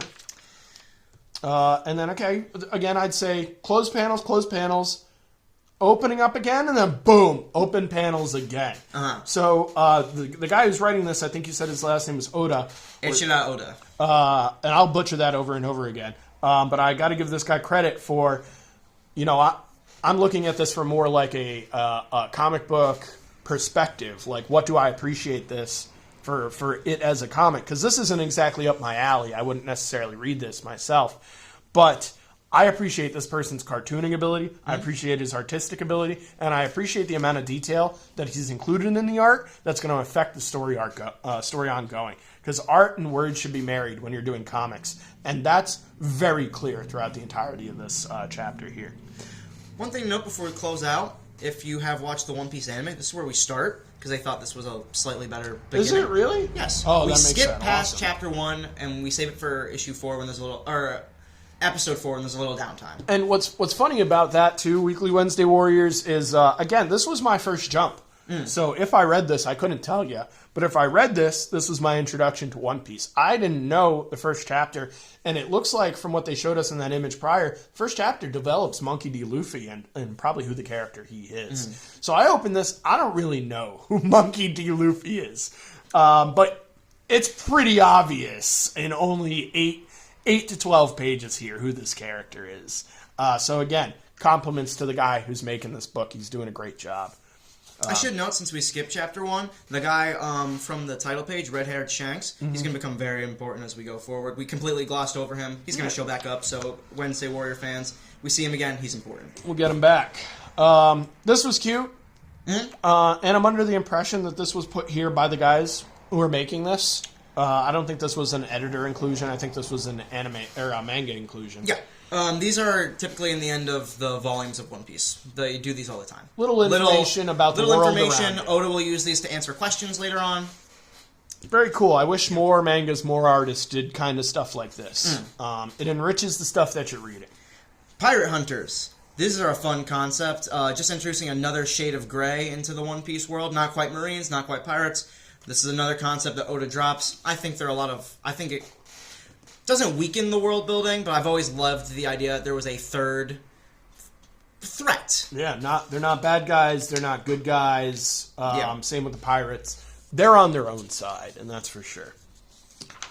So they keep these panels pretty open for a while. I'm going to note that over and over again because I like the way that he's doing it. I know he's doing it for a reason. And I really like these title pages. I wouldn't be surprised if these got reused for the mangas. Do you know if any of these got reused for the mangas? For covers? Yeah. This one looks very familiar. He either repeats this for a cover or this is a cover. So there's a good chance that some of these actually make it onto the covers, which I wouldn't be surprised. Putting in place in our heads the importance of a navigator. That's going to be important later on. There's a lot of things that Monkey D. Luffy is missing, and he has no idea is missing. So that's an ongoing theme, that's for sure. We get some closed panels again. Indoors. This is an open panel, but it's still indoors. And they're trying to, and they'll close in on these panels too to show you all the action that can go within the confines of this. I wanted to mention that on this page, there's a wanted sign for a character named Itio Mikio. Okay. I'm not familiar with this character, mostly because I think I haven't read too much One Piece. I think he's from Romance Dawn, the proto One Piece manga. Okay. He's not a One Piece character. I don't recognize him. So I thought this was going to be Panda Man. That's a bit gag that you might see in the backgrounds. There's this random-ass character called Panda Man that he will put in places like this all the time. Just another gag Oda likes to do. It's not important at all to the world of One Piece. So this is actually incredibly distracting then, because everything in his panels are pretty important to One Piece. And you've kind of gone over that so far as well, that like he uses all these panels to deliver specific messages. He knows what he's doing. He knows where he wants this thing to go. So he's laying groundwork. Yeah. This is apparently not groundwork. This is something that he chose to put here, never gets developed. I'm not probably just as a reference to himself. Or his. And can you read that other manga? Is that out there? I can tell you we will be reading it. I was flipping through one of the jumps and it's in there. Okay. And they skip One Piece and do Romance Dawn. So we might actually see this character in a different manga altogether. Distracting me. Yeah. Really distracting to me. Because I love looking at the background of stuff, especially when I'm trying to look at this as a comic book manga reader and not necessarily a fan of One Piece. Continue right along here. I like the walking motion that Luffy does down here. Yep. Like very lackadaisical. Yeah. Really selling who the character is. Open panels. Back to open panels because they're outside. And we get another silhouette, basically, of the character that we saw before that we're leading to. You flip this page over here, And there he is. This is probably my favorite character in all of One Piece. And Ruroni Zoro. I think it's just because he has swords. I have no other background on this character too much, other than I know that he joins the crew real soon. What crew there is. This is going to become... So this character's introduction is perhaps the most important. We're going to be doing a lot of introductory arcs in early One Piece. That's for sure. This is going to become Luffy's first mate. This is like Right. the most important character to Luffy. Not Luffy's crew, because he doesn't really provide anything to the ship, but he is Luffy's greatest confidant. And from the start, we set him up as a very different character from Luffy, but equally determined to follow his dream. And that's one thing I love about One Piece characters. They all have a separate goal from the main character throughout the entire story. I'm thinking about this in the context of like Dragon Ball or something, where if we think of the cast of characters... Vegeta, but I'm thinking of Dragon Ball, Oolong, Bulma, Yamcha. All their goals are accomplished in the first arc, and they kind of, because of that, lose their way as characters. So Oda, who's a huge Dragon Ball fan as we go through this, same the way Kishimoto is, all these guys probably are, unless they didn't grow up with that manga, he's taking time to establish long-term goals for all these characters, which keep us invested in them. And we're not going to find out what that is in this chapter. Which is fine. Yeah. I like the shadowing that he does on his face here and here. That's why I know the Zipatone earlier. He's much more common, unlike Kishimoto, to use this catching style of shading, unlike Kishimoto. And honestly, I prefer it too. That's probably what I would use in my own art. I love this moment with the rice ball. Yeah, it's really cute. Some open panels outside. One thing I noted, Luffy immediately reads through this guy. He's trying to scare them and intimidate them, and Luffy, more on the last page, thinks this guy is a good guy and wants him to join his crew from the time he finally meets him. Almost as if Luffy has some sort of third sense here going on. That he's not, that we don't know that he has. But it's apparent because his weak boy friend over here does not like this guy at all. And here we got Monkey D. Luffy really trying to give this guy the benefit of the doubt. Helmeppo is one of the stupidest designs. Not stupidest, but like... I think he sells like the rich boy pamperedness so well in this cartooning. Yeah, very pompous. I also brought this up. This character also is a reoccurring character. So is Kobe, but I think that's more obvious that Kobe will become reoccurring. Yeah. So is this loser. And I think that's so weird. I like his phone haircut. I love pick this up this and expression too when he eats the rice ball. And it's absolutely disgusting. Because she used sugar instead of salt. Makes it even worse, you know? Stomps it into the ground. Yeah. His butt chin. Yeah, he's... really making him look like the biggest dumbass alive. Yeah. Very pompous. Again, solid cartooning. Cartooning. Progressing the plot here. Monkey's gonna get Zoro out of this situation. And that's clear from the start because Monkey's putting in all of this time into this character to find out who he is and stuff of that nature, and he hasn't done that with any other character other than the little weak boy that he's running around with here. Kobe. That I'm going to keep forgetting the name of. That's fine. Over here. But you know, he spent time with this kid, and now this kid's following him around. He eats the rice ball. That's probably the most endearing. This is fun. I think we turn on Ruroni Zoro and figure out, like, yeah, he's probably a good guy. Luffy's probably in the right for thinking this. He eats this rice ball. It's made of dirt, basically. It's dirt, sugar, and bad rice, and he still pretends it's delicious because he likes this girl and doesn't want to hurt her feelings. And then, wow, look at that. We're already at the end of the One Piece area. This has been solid. I wouldn't say that this was as powerful as that Naruto chapter. I don't think these are. I love that first chapter. But it's right. We're comparing a first chapter against the second chapter. A second and a third. Which is not very fair. Yeah. That's the end of One Piece. Yep. Moving right along.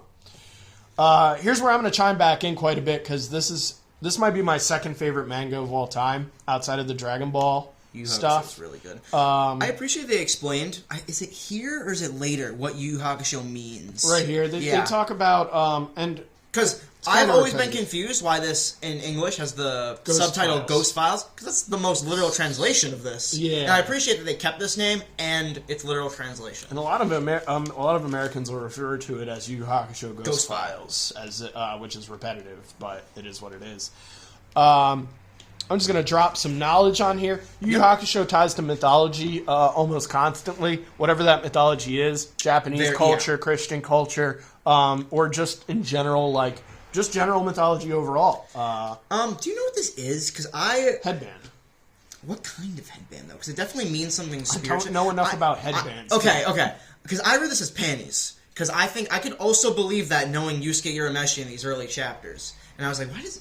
Because this is on the cover of Chapter 1, this very image. And so I've seen this all the time, and I'm always like, why is he wearing someone's underwear in his head? We're never going to get an answer for it, but what I will say is... I was just wondering if you had any more. These reminded me of the spirits in Dragon Ball when they go to Elseworld. So to me, this is not younger Yusuke. This is what the Yusuke we're dealing with now, if not later.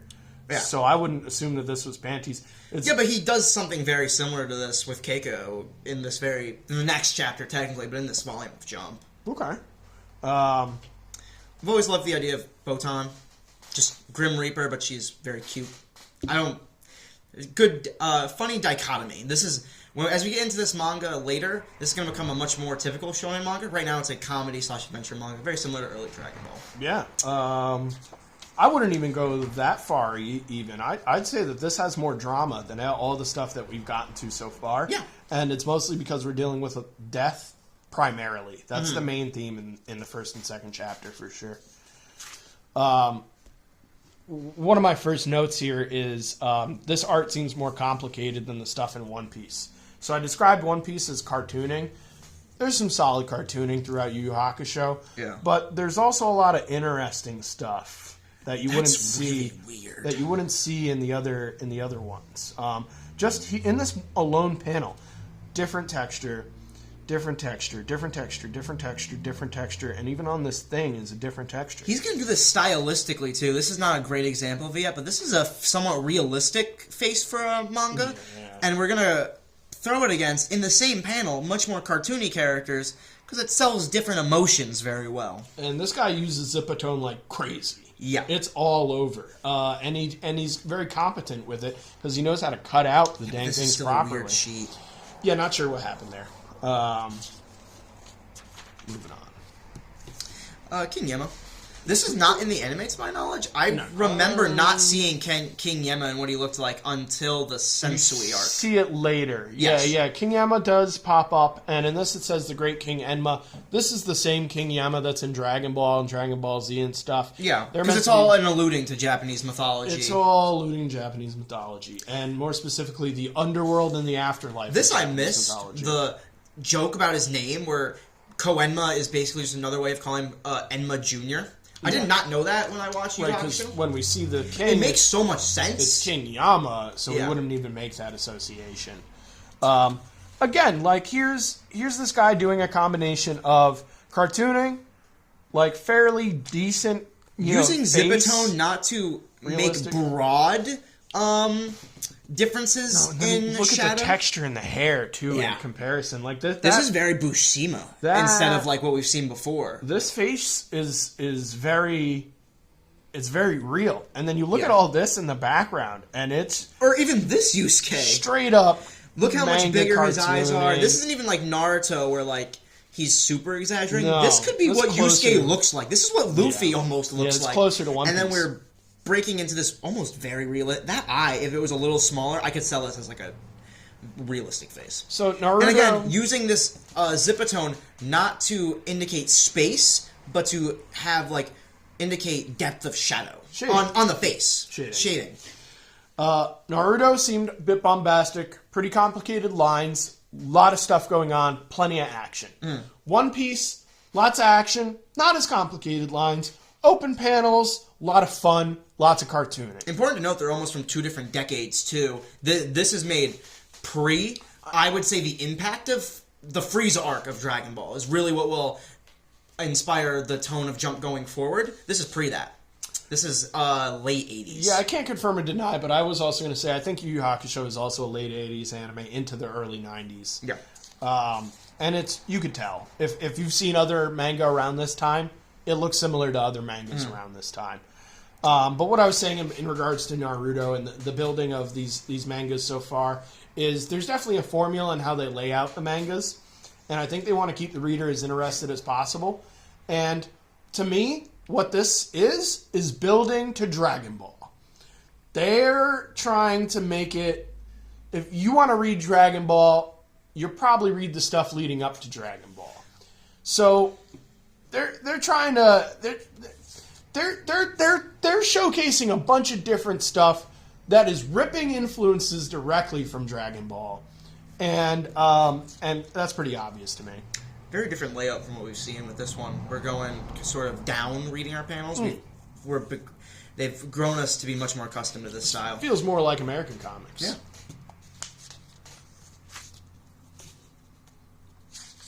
Again, just a whole lot of different textures being used, different art styles on just one page here. You got super realistic almost, and then this might not even be a zip. This might just be stippled.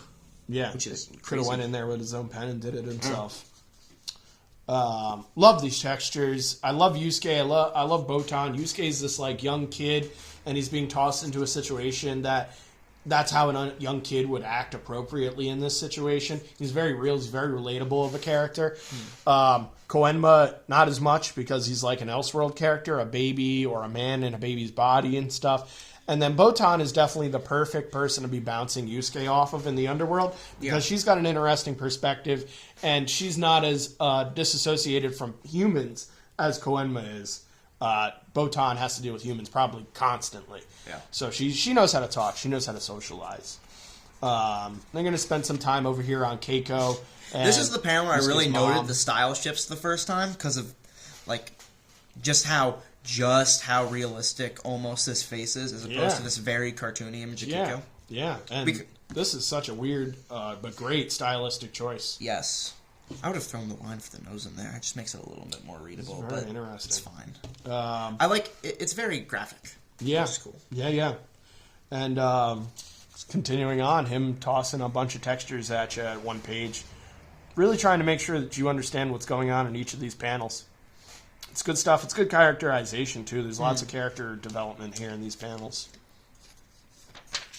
Moving right along. Really endearing us to Yusuke, because I think that's something we should... Chapter 1 does a good job of making us be conflicted about Yusuke as a character. They introduce him as a very scary premise. Almost, he's a bully.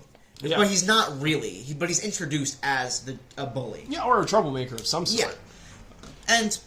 just spending some time to establish how good a person Yusuke really is. Again, another panel. He really likes to do this with his eyes and his hair. Really breaks style to sell an emotion. Love that hair. So good. I even like the shirt she's wearing. I think was a cool, interesting fashion choice. The relationship between Yusuke and Yusuke's mom is one of the most interesting relationships I see in manga. Dropped, too, kind of. I wouldn't say that in the anime, but it's been a while since I both read or watched this. But I remember in the anime that she ends up going to like the Elseworlds with them once or twice, like to see the Dark Tournament and stuff. That was Kuwabara's sister, who looks very similar. Yusuke's mom stopped showing up after the Dark Tournament. Right, but she shows up to cheer him on in the Dark Tournament. She runs into Sakyo. No, that's Kuwabara's sister? They look very similar. Oh, man. They might have just... I remember this as Yusuke's mom, so I'll be excited to be wrong when we get to it. I'm sure Chris is right. Here's some fairly open panels. Yeah. Which is a little different. They're flying through the sky. Koenma's showing him an egg. This almost looks like peanuts, sir. Mm-hmm. Yeah, I can't express how versatile this artist is and writer-artist is in this. Like, just look at this. This is incredibly annoying. And I love this. I would say, unlike Skylar, I have read his senior work, Hunter x Hunter. He stops doing this stuff. I way prefer when he was having fun with so he like goes back to more basic shonen kind of stuff in that? It looks like this panel always. Okay. He will do more realistic panels like this, but it will always be a consistent style besides that. He will do this like once or twice. Okay. Mostly for covers. Yeah, I'd imagine it probably looks more like that. Yeah. More like this, honestly. You probably aren't going to get any of this. broken out of a panel altogether and stuff. that's super strong as an indicator. Great image. And then look at this. This breaks everything we've seen in Yu Yu Hakusho up to this panel. There has been nothing this crazy, this violent, this gory, this eye-catching. We've been dealing with characters and Yusuke and Kuwabara and what have you, and some backgrounds and some textures. Looks like he has a skeleton nose here. Yeah, well, his nose is very I small. I can't say enough about this image. It's very powerful, and it's leading you somewhere that could or may not happen within the context of Yu Yu Hakusho. Good subtle use of flashbacks for Black as a flashback medium too. Talking about them using this in Naruto. Yeah, I don't think they're doing flashbacks here though at all. This is a little bit before this. This scene happens. They're breaking. This is Botan learning exactly what Yusuke's test is. Right. This is in the present. Them establishing. Oh, okay, okay. So not necessarily a flashback as much but it as is past. a backtrack. Yeah. That makes sense. I was under the impression that Yusuke was off looking for. I don't remember what he does. Oh, looking for his mom while this conversation was going on. But I could be wrong.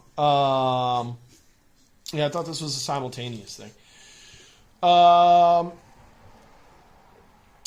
This doesn't work well on his mom. Not trying to over summarize here, but he's doing his best to try and communicate to people. And yeah, wow, like, you know, if you've ever seen two very different art styles on two different pages, this is communicating the same idea, but this one's just a humorous version. Yeah, and this one, yeah, love this stuff. And I have to give the anime some credit. They do get across some of these weird like anime choices within the anime too. Yeah, there's a lot of stills that they use to do that within the anime.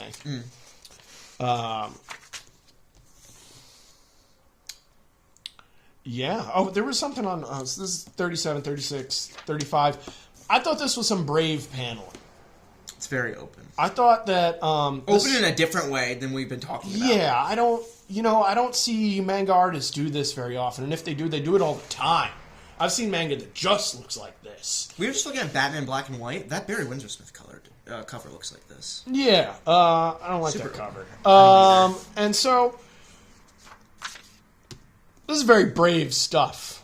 This is his, first couple chapters here, and he's doing some crazy things that you're not going to find anywhere else in this magazine. And I really appreciate that. Yeah, I can't pour over this hard enough, I think. Yeah. It's really good. Even this. The snow is so good. It's not snow, those are stars. It is? Those are stars. Okay, well, maybe it's not as good as I think. I was thinking about it because of this panel. That looks like snow to me. It just breaks in the light. Yeah, I got you. But an interesting way of doing that. Is this the end of Yu Yu Hakusho? No, there's a couple bits after here. I mean, this is the smallest eyes we've seen yet. This is basically just a guy. Yeah. This could have been taken right out of, this could have been traced out like a Japanese fashion magazine almost. Yeah. Pretty good. Almost looks like Naruto's style of drawing eyes. Yeah. So they're going to try and establish some relationships between Yusuke and Keiko and it's Keiko's friend, I guess, right here. That's his mom. Oh, it's Yusuke's mom. She dropped her nose in one of the panels. That's why I didn't think it looked like this didn't look like the two established shots that they made of her mom already. Yeah, something like that. Yeah. More good panels with Botan. Yeah, and more textures. Yep. He's not going to stop. This is the #1 note I made. Not the #1 note. Look how much nicer the anime is to Kuwabara. They always make him look so... Doofy, almost ugly. I wrote, this is something you're not going to get, the Reagan effect. When a studio likes a character enough, they will handsome them up. They definitely do that with Kuwabara, especially early on. I haven't read as much Yu Yu Hakusho as you have. I've only watched it, so I don't know if he stays like this ugly. But... These are some pretty deep close-ups we're having here. And he looks like... I love the hair on this one, though. That's a cool texture for hair. And, you know, some people might even find this attractive because he does have a high, like, cheekbone. He's got a very pronounced jaw. Yeah, but he looks so snivelly. This is a shiver. But, like, look at this panel. He is still shivering and quivering. Okay. So... I'd say this is very justified. I don't think Kuwabara looks that ugly. He just looks a little doofy. They keep that up in the anime, too. I think he looks just as doofy in the anime. This is probably one of the funniest parts of this. This is really, really where this turns into a comedy manga for a while. He takes over Kuwabara's body. He has to take over Kuwabara's body to convince Keiko that he's not messing around and that he isn't dead. He's coming back to his body. And it's hilarious because he doesn't try to be Kuwabara at all. He just is Yusuke in Kuwabara's body. And, yeah, this is probably... That's the craziest style shift. This is, great, though. Look at this cartooning on... Whose face is more cartoonable than Kuwabara's face, right? What's going on with his arm? Cute Because this little is run one thing. panel. Is it... His arm is, like, going like this. I guess it sort of makes sense. Because he's kneeing him. Oh, but he's also... So what's going on It's here a little is- weird. So this is not... This is like the mask. This fist is probably not meant to read as actually a portion of this figure. Sure. This looks like two panels to me a little bit. And I don't know, you're supposed to read this side first going into this side, which doesn't make much sense. But I'm not exactly sure what's going on here. I'm not complaining, though. I really like this image. These guys look like Otomo figures. That guy just looks like fucking Tetsuo. Okay. Again, just talking about style shifts, but like, this is crazy. Yeah, maybe. There's a little chibi Kuwabara. Yeah. So he gets his point across. He tells Keiko, and he does it very inappropriately. Very Roshi. Is this what you were talking about with the panties? This is not... I wouldn't have eluded panties from this kind of thing. No, but like, he does it in the first episode. He like... He like upskirts her, so we can check out her panties. I think that's in here somewhere, too. Yeah. Then Yusuke leaves Kuwabara's body, and Kuwabara has to figure out what the heck even just happened. This is gonna happen a lot, isn't it? This little thing? Yeah, where Yusuke is like, I'm gonna come back. I swear. No, he comes back pretty quickly from what I remember. Yeah, but like when he goes to... When he leaves to fight, who's the first person? The castle. He says something like this. Same piece. It's in the final arc, the Three Kings arc. They might. They very well might. Here's some sad Keiko because she's got to wait for Yusuke. Yeah. And then here's Yusuke. He's got stuff to do after this. That's for sure. And then the chapter ends on that. You got anything to finalize on here? No. Anything about this? I thought that this was a lot shorter than what the episode would have done with this material. Right. I feel like the episode, if this was an episode of the anime, it would have taken a little bit longer. Whereas I thought that these particular chapters were a pretty quick read. I think they adapt chapter to episode at the start, which is probably why. Okay, that makes sense. This is Manga Explorer. They do this occasionally in Shonen Jump. They want to show you the other stuff that Shonen Jump gets to publish, and one of those things is Ruroni Kenshin, which is going to have an appearance in Shonen Jump later in one of the one-shot spots. Okay. And they do a really good job on this. This is a solid summary of what Ruroni Kenshin is. They even mention the later anime, which is a prequel anime called Samurai X. And there are some real live-action movies of Ruroni Kenshin as well. This manga is huge. Big influence on a lot of the people that have come after it. And it's a historical fiction, even further. This is based in a very specific time period in Japan. So I got a huge appreciation for Ruroni Kenshin. I've watched some of it, but I haven't finished it. And I think that's mostly because the anime version gets very Americanized. I have a feeling I'd really enjoy this manga. And I remember enjoying it when it did make an appearance in Shonen Jump. Really got to sell us on Yu-Gi-Oh! They're going to keep doing this, and boy, they're going to really do this once we actually get done with the manga. And of course they're going to do this because that's what's selling. Notably, plugging both Kids WB and later Cartoon Network production. Yeah, you got WB and 4Kids. Oh shit! So you got their... Yeah, but they were the same though. I think this is where they aired. This is just where they aired this. This is where I'm going to factually disagree with you and tell you you're wrong because I was You don't need to apologize. These are two different networks. 4Kids was on Fox. WB was Warner Brothers. So 4Kids would eventually get things like One Piece, and they didn't have a whole lot of animes. I think One Piece is probably the only anime, but no, they had Pokemon on. WB was Pokemon. So again, I was 9 years old when this came out. I was at the forefront of watching all of this stuff. Chris was negative. Chris is not alive. So I have some background, and the background is that WB caught Pokemon, caught Yu-Gi-Oh! 4Kids caught One Piece. They both had like similar lineups, which is easy to confuse them because they were the only things doing Saturday morning cartoons more or less, and that's where you saw the hot stuff that wasn't Dragon Ball, basically. Very interesting that Warner Brothers thought it was a good idea to pick up both Yu-Gi-Oh! And Pokemon and deliver it to an American audience. Well, because they picked up Pokemon first, and they saw that this also had a trading card game. I'm sure. Yeah, that's definitely relative. And then 4Kids obviously went and picked up One Piece because they saw the success that all of the manga and anime was doing on the other channels and stuff. Yeah. So, no, just at Warner Brothers. Just at Warner Brothers. Oh, okay. Gotcha. I got some things to add over here. This is called the Manga of Love, but I'm going to call this Romance because they do this a couple times, just trying to introduce you to some different mangas and stuff.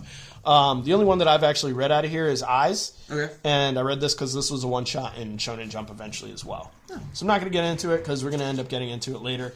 But I like their rating system. Yep. I think this is a cool rating system.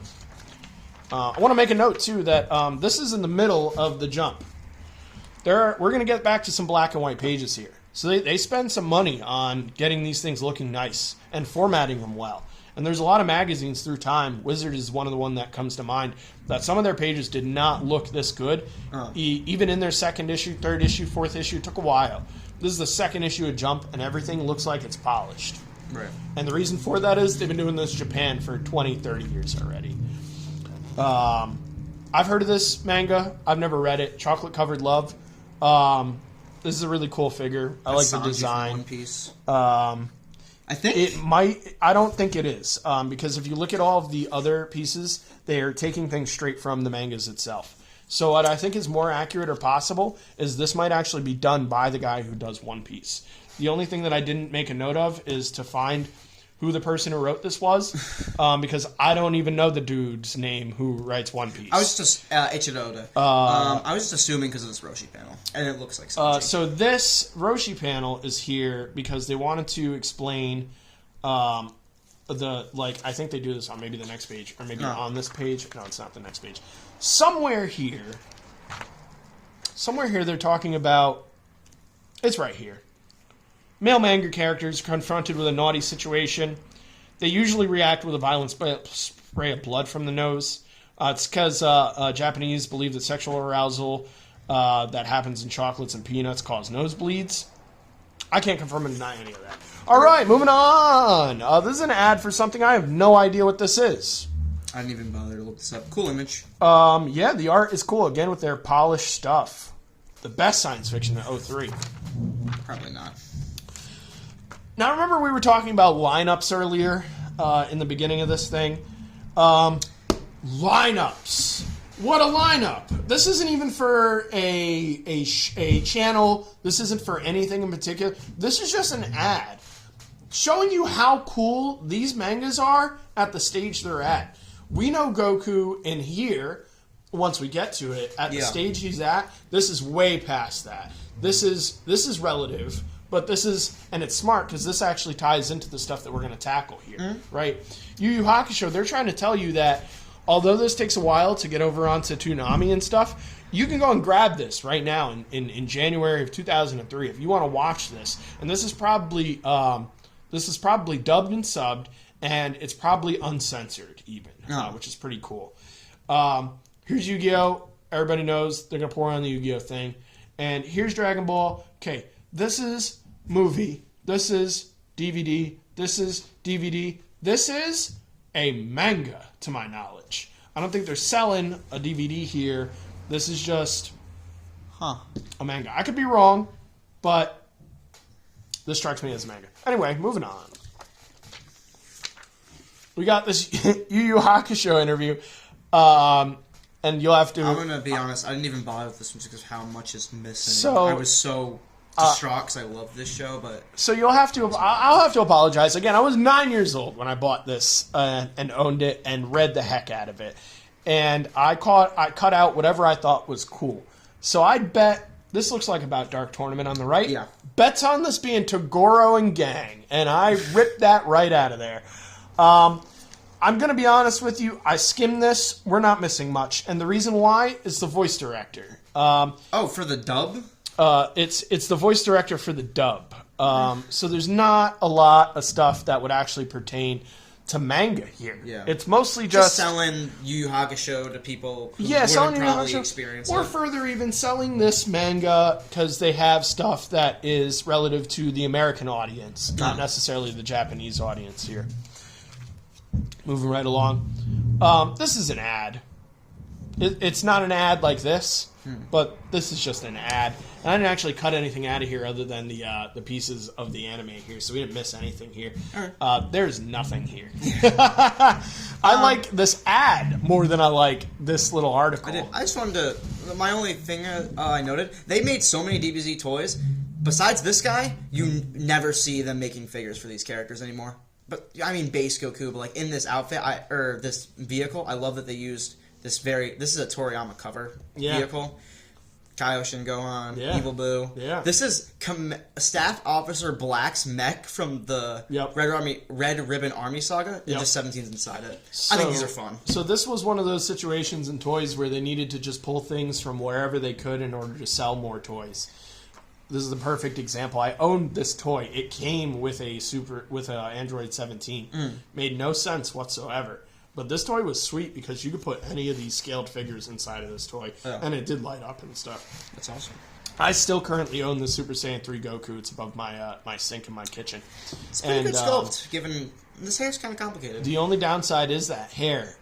This little piece in the front has long since gone from that action figure. And it's a really cool accentual piece because a lot of these Saiyans actually have that front little flip thing going on. They've done Super Saiyan 3 Goku again. Bandai's released a Super Saiyan 3 Goku. Kind of exiled him. You're never going to see Evil Boo. You're never going to see this version of Gohan, probably. They've done a 17. They've done a black hair Goku. You're never, ever going to see this Stomp Cycle. I couldn't even tell you where they sourced this image from. But it's cool looking. Yeah. Anime! There's nothing here. This is another ad. Alright, so now we're at page 173 of this. We're about halfway through the Shonen Jump now, and they're going to start tackling video games. I'm actually going to go home tonight, Chris. I'm going to try and play this game, because I have this game once I'm done editing these videos and uploading, which may take hours. But this game is described really well here. It's a top-down RPG. It's also a card game. It's a great Japanese video game. Japanese video games to me usually encapsulate some really deep depth diving into the video game, being able to do different things in video games, being able to go from a top down to a third person to a bunch of different views, maybe to handle action, maybe to handle story, maybe to just handle the interesting aspects of the video game that are in there. This is a very Japanese video game. Right. It says price to be decided. It says releases in February 2003. I don't know that release date is wrong, but I do know that this game came out. I own it. So that's something to note. I'm under the impression that the article writer here must have tried the Japanese versions of the games. Right. And the article writer does a very good job of describing these games. But whereas this came out, this never saw an American audience. It only got an adaptation, I'm told, by a friend of ours recently that you can emulate, and there is English to it. Right. Yeah, interesting to know. JoJo's is huge now overseas. This one took a long time, however, to catch on here, so makes sense that it wouldn't be adapted. Weird that it's here, adapting this JoJo's game. And furthermore, JoJo's Bizarre Adventure, I think, goes back to the late 70s. This manga has been around forever. Yeah. And really has, because this is, in here they say that this is like the third or fourth iteration of the character JoJo himself. And there are many different JoJos. Yeah. So this is a manga that a lot of mangas actually take after in regards to serialization, in regards to style, in regards to storytelling, in regards to keeping your manga going. This is what you want to be in Japan, probably. This or Dragon Ball. This is fun for me because I played this card game. I played many card games. This is still one of my favorite card games. I still have all of the cards to this. I could break out decks at any point in time. So this ad is super fun. These starter decks over here were unplayable. Oh. You would buy the starter deck, and it would be playable against another starter deck, but you couldn't play it in a tournament because of the way the game was designed. It was just very complicated. Oh, that's so weird. It was not their best design here. I didn't have almost anything here for tourism. This is just some more fun stuff, and really what it's here for is to lead you into Sandland. Which this whole thing is just going to be fun. There's next to no drama in here. There's some action, but it's a lot of fun. And that's definitely what Akira Toriyama wanted to probably do at this point in his career, because he's very seasoned by the time he goes and does Sandland. Yeah, he has spent probably another 300 chapters of Dragon Ball, arguably not doing what he wanted to do with Dragon Ball, which is just a fun little comedy manga. And here, he's really just trying to rekindle that early Dragon Ball feel, but with a lot of touches of Z. I noted that, like, these eyes, this is a super... Like this Nappa. is Nappa, Vegeta, just science in general as the series goes on. Where he places this little thing on the suit. Is this Goku's gi? Like, as I look at it, I know it's not, but it looks like very that. Close, and this actually looks like the Kai's. I could have saw this as maybe West Kai, or East Kai, or something like that. I highlighted this as his alien designs going forward. If you look at Resurrection F, there are a lot of these stout aliens like that. And the aliens are pretty relative to the Kai's in addition to that, too. Have you read Chapter 1 of this? I didn't. Or maybe I did. No, I couldn't have. Okay. One thing I noted when I noted this guy's father looks just like Dabura from DBZ. Okay. Which I thought was cute. Because I've always wanted to read this manga, so I went back and read Chapter 1 so I would have a little bit more context. And to be honest, Weekly Wednesday Warrior fans, there's a half chance that is the kid's dad. If there's one thing that Toriyama likes to do, it's to loosely tie his mangas together for no other reason to maybe make himself laugh or entertain his audience. The other thing I noted, these necks, this is a very Dragon Ball neck, and something that doesn't... well done. Yeah, and it's a lot skinnier than he'll do it in Dragon Ball, but, like, you know, it's... This style of neck is stylistic. It's not naturalistic. So, that's just a holdover from that series. Yeah. That I noted. And there's probably a reason why he's trying to do that. He's trying to stretch him out from the body, show that he's got a lot to say here. It's not just body language. Chris mentioned the title on One Piece.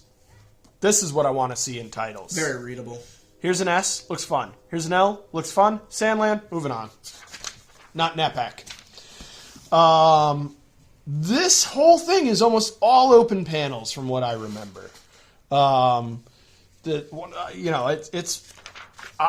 Me and Chris may have next to nothing to say here, just because this is another one of those situations where it's master craftsman just doing his thing. Yeah. He does great vehicle design, his great character design. He knows how to keep faces consistent while showing expressions. His backgrounds are simple yet effective. You ain't gonna hear no complaints from us, man. No, this is a very competent weird manga. butt. Yeah. I don't think I noticed that until just now. I love everything they're doing here. Inside of the panels, too, there's a great story going on. Look at that vehicle. Yeah, man. You can't find reference for these kinds of things, you know? This is straight out of the imagination of Akira Toriyama. And you can say the same thing about these kinds of dudes. Yeah, he's having a lot of fun in this setting. These dudes probably aren't more than 4 feet tall or something like that. I noted this as Toriyama like fitting back into a glove because this style of action isn't very prevalent in Dragon Ball. It's a lot more bombastic than this. Yeah. You only really see this in the very beginning of Dragon Ball. I've never seen a dude look more badass with some Bowie with those like sticks and stuff. These tiny little lines just showing motion. Everything really is sold well. Yeah. Action's really good. Absolutely amazing paneling and stuff. I got to keep track of these page numbers because I think they drop them. This is 83, 84, 85, 86, 87. I love the little demon dude ding. I think his name is Beelzebub. Lots of movement in these panels. Amazing action shots. We're going to flip here. There's this is probably my favorite panel right here. This reminds me of Nightwing. This reminds me of Daredevil. This reminds me of some of the things that came before Dragon Ball, Daredevil and Nightwing and stuff. And the reason why I say that is here's a character going through the entirety of this panel, doing actions in separate parts of this panel, but you only really see him here. And in older Daredevil and even current Daredevil and Nightwing books, you'll see a character basically shadow across a panel, and then you'll see his actual person over here, but you'll get to see all this amazing action that he does throughout the panel, and it's seamless. You look at this, you look at this starting to smack, and you know exactly what he's doing here, even though you don't see all of it. That's some great action. And it's extremely humorous. Look at these expressions. He knocked the glasses off of both these dudes. We were talking about goggles earlier. Here's some goggles. Yeah. Main character. I'd love to know who did that first in manga. Like somebody must have did this first that these guys are all referencing from. I love this bit.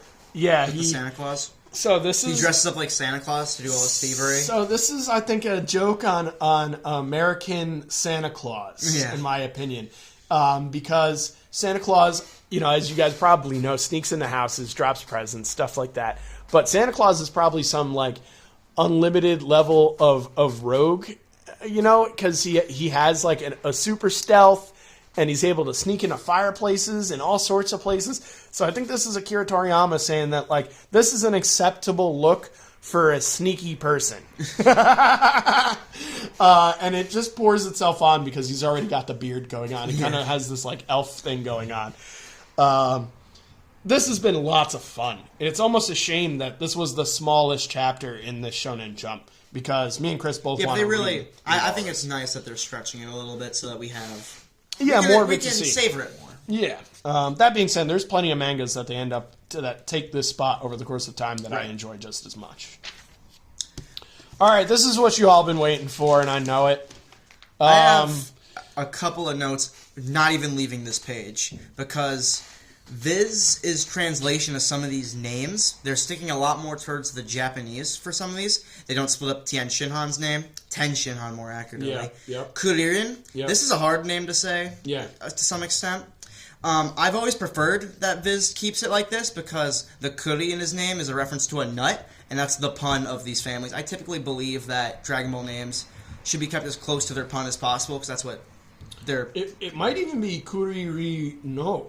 Because it's rare in Japanese for them to leave a consonant with no vowel after it. Yeah. If you look at the rest of these names, or most of these names, that isn't King Cold, which is totally just which is probably name. Translated, Frieza, Yamcha, Piccolo, Bulma. I'm sure that this is Tenshin Hano or something like that. Or it might even be Tenshin and the Han was added to when we get to Trunks, the correct pronunciation would be Trunksu if we were... Trunksu, yeah. Which, most of the time, I don't mind any... I love that they keep the Sun prefix, because, like, Son Goku's name is a reference to Journey to the West, and this is something that's mostly dropped in the dub. Because it's a last name, first name, again, situation with, like, Uzumaki Naruto. Yeah. This doesn't make sense switched, unlike Naruto Uzumaki, Gohan Sun. It's a very weird name if we switch it. One thing to note, don't change Bulma's name at all, because Bulma's name is supposed to be a pun on the word bloomers. And her name in Japanese is Bahruma. And the reason her name ends up like this is pretty close. That's a dang close translation. Yeah. So they're literally translating instead of keeping the pun. Yeah. I would never argue it. argue for someone to call this character bloomers. Toriyama does himself, though. If you look at some Kanzaban volumes, he changes that early Bulma text to bloomers. Sure. Or Bluma is that's what some people in the fan base have decided to call her, because it keeps the pun while keeping this. Sure. The only reason it's like this is because Toriyama got the English translation wrong. He tried to translate it for that initial Bulma outfit she wears. It's just always stuck, because, that's... You're translating Dragon Ball. This is an easy name, because it's on her shirt. You know how to spell it. So, Weekly Wednesday Warrior fans, apologize ahead of time because I'm not going to use these names. I'm going to use the American names from the show. It's just easier for me. I'll be tripping over this constantly if I try to switch them up. I noted, this is supposed to be chapter 331 of the ongoing Dragon Ball series. This is such a... I love this chapter, and we're going to get into that. I think this is a strange place to start. And I thought my first theory was they're getting a little ahead of the anime, so we can show American audiences some new content. Maybe. No, because I looked up the Toonami schedule. This is mid-Boo Saga is what they're airing. Just looking at an ad previously, we saw it was Super Saiyan 3 Goku. And, we can also, from these we already noted, a lot of these two are not going to air from some time in America. Yeah, so I could believe that they're just translating this and it's not on Toonami, which is what I've always thought this was a tie-in for. True. They're definitely not afraid of spoilers in this ad. I think it's just, we want as many Super Saiyans as possible, because that's what's selling it to American audiences, which I think is a bit of a shame. Yeah. We miss out on a lot of the fun of early Dragon Ball. Boom. Boom. These are almost beats. 1, 2, 3, 4, 5, 6, 7. You got 7 panels. What are they doing in these 7 panels? Introducing Trunks. Yeah. Establishing immediately the hierarchy of power in here with this panel. For sure. It's literally a triangle. Trunks towers over them metaphorically, and we have no reason to believe that this guy should be anything. If you think about Mr. Satan's introduction later on in the series, Mr. Satan, that was a weird way to say it. Mr. Satan's introduction, he's introduced in a very similar way, but as a joke. And we introduced this Earthling. He's full of hot air. We're not even led to believe he's an Earthling. We don't know who he is. This hair definitely implies he's an Earthling. That's one thing I noted. Because we have no aliens who have colored hair. In fact, there are no core characters besides Bulma who have colored hair. I think you're going to see some aliens with some hair in the background here in a second. Alright. Question, answer. Took a whole 2 pages. Question, answer. This is Akira Toriyama choosing to do this. And just reveling in how cool his fucking design is. He is choosing, he's opting to do this. This is 2 pages he is dedicating to this character that we have yet to be named. We don't know who he is. I also noted, I love this design for Mecha Frieza. I think it's so fun. It makes no sense. What is this supposed to be? I guess it's just the same material as the Saiyan armor. It's flexible, so... Yeah, no, I thought that was very clear. Yeah. So, or armor might have some organic qualities. We have this on here too. Whatever. I highlighted this as contrasting Metal Cooler's design, which is very plain in comparison, and how Toriyama does like to reinvent his characters, much more than... Because from a marketing standpoint, you want Frieza to look as much like Frieza as possible. They're straying from the design a lot here. Disagree. Actually, from a marketing standpoint, you want the polar opposite. You want these creators to make as many different outfits as possible so you can sell more toys. If anything, the guy who's drawing this probably wants this to stay as close as possible so he doesn't have to keep redesigning it every time he draws it. Yeah. More toys. And this is a complicated-ass design, too, to remember all the components of. And Frieza is a huge villain and sells lots of toys. Yeah. Stunned! Look at these guys stunned. Okay, Chris, here, look, hair. Okay, sure. I understand it's not falling, but that could be Earth hair just as much as this could be Earth hair. This hair is not what sells us on He's an Earthling. There's no way. There's no way. The Saiyans have hair. I'm not saying the color of the hair. We don't have color. Okay, the lack of color is what sells them as different from everyone I know. I'm saying as the core cast. I'm not trying to say you're wrong. I was thinking about there's a mystery as to who this character is. Obviously, he's going to be involved with our main characters. We don't know that. He is. So... You're leading a lot after. This is what we have to work on so far. These 3 pages. Sure. You're gaining a lot more from these 3 pages than I am, and I don't know how. Because I don't know who this guy is. That being said, he's on my playmat underneath this Shonen Jump. So I have the same insights that Chris has, but I guess maybe I'm able to see this from more of a. I was 9 years old when I picked this up. What was my viewpoint as a 9-year-old? I don't know who this guy is. I think if we're introducing a combatant, we're late enough in Dragon Ball. We know this character is going to be in. Yes, Yajirobe is introduced like this. All these characters show back up. This is the second chapter that we're viewing here in Shonen Jump. Sure. We're not late in Dragon Ball. To my knowledge, as a person who picked the Shonen Jump up, this is Dragon Ball. Okay. You know, they actually haven't delivered anything else throughout the entirety of the book to tell me otherwise, even. They've been dodging Dragon Ball like crazy. They've done Yu-Gi-Oh! Stuff. They've done Naruto stuff. They haven't done any Dragon Ball stuff. They're leading to this. They want you to take all the information out of this. There's a couple of ads and stuff, but those ads really focus on selling you those DVDs and stuff. Okay. So I'm not convinced you're supposed to be taking anything away from this character other than boom. That, if I was Chris over here, this is what I would have told Skylar over here. Skylar, he's an Earthling. Skylar, he's got a Capsule Corp logo on his jacket. You can't get Capsule Corp products from space. Boom. He's an Earthling. That's what we know here. I think Chris was going a little crazy. I think he already introduced him as an Earthling, though. There is no introduction here. No, Frieza totally... Yeah, what do you want, Earthling? Frieza, though? He would recognize them as not part of his race. Or any race he's ran into. He's the Emperor of the Universe. Right. He would know... Right. He could figure this out. He is half wrong, though, isn't he? Sure. We don't know that, though. Right, but you're trying to prove a point. Okay. And I'm trying to tell you that you're trying to believe a dishonest individual, a dishonest character that's been well established as a dishonest person. Maybe not. I don't think Frieza is dishonest. Maybe I not think it's even a mischaracterization of Frieza. Maybe he's brutally honest. He's brutally polite. That's one of the things I love about Frieza. He doesn't lie the entire time. We'll have to agree to disagree. Yeah, I'm not going to have a lot to say here because I honestly think that these panels speak for themselves. I don't think I need to add anything here. Motion is very important. But it's clear. Everything. Yeah. Oh, yeah. No. It's clear. This doesn't need to be explained at all. This is some amazing manga. And, you know, he chose to start those first couple pages with no action. And then as soon as anything, as soon as there's an inkling that there's going to be some menace, boom, action. Action, action, pause, action, action, action, pause. There's beats going on here. There's important stuff going on here. There's aliens with hair. There's lots of stuff going on here. We got some more aliens with hair. But yeah, you got some reaction shots here. Keeping it moving. Keeping it moving. It's hard not to just like go from panel to panel. If you wanted to stop in this manga, I'd be impressed at your ability to not turn the next page. Because this just, it goes through itself. It's so well woven. And honestly, dude, my first note on this is just wow, amazing panels. Yeah. Full page spreads. What is it, 2 and... Oh, that's a while from now. Yeah, this is... this is... the only thing that I could say here is... Here's the Capsule Corp logo again, right? Really highlighting it, yeah. And then this shows us that he's a Saiyan. So...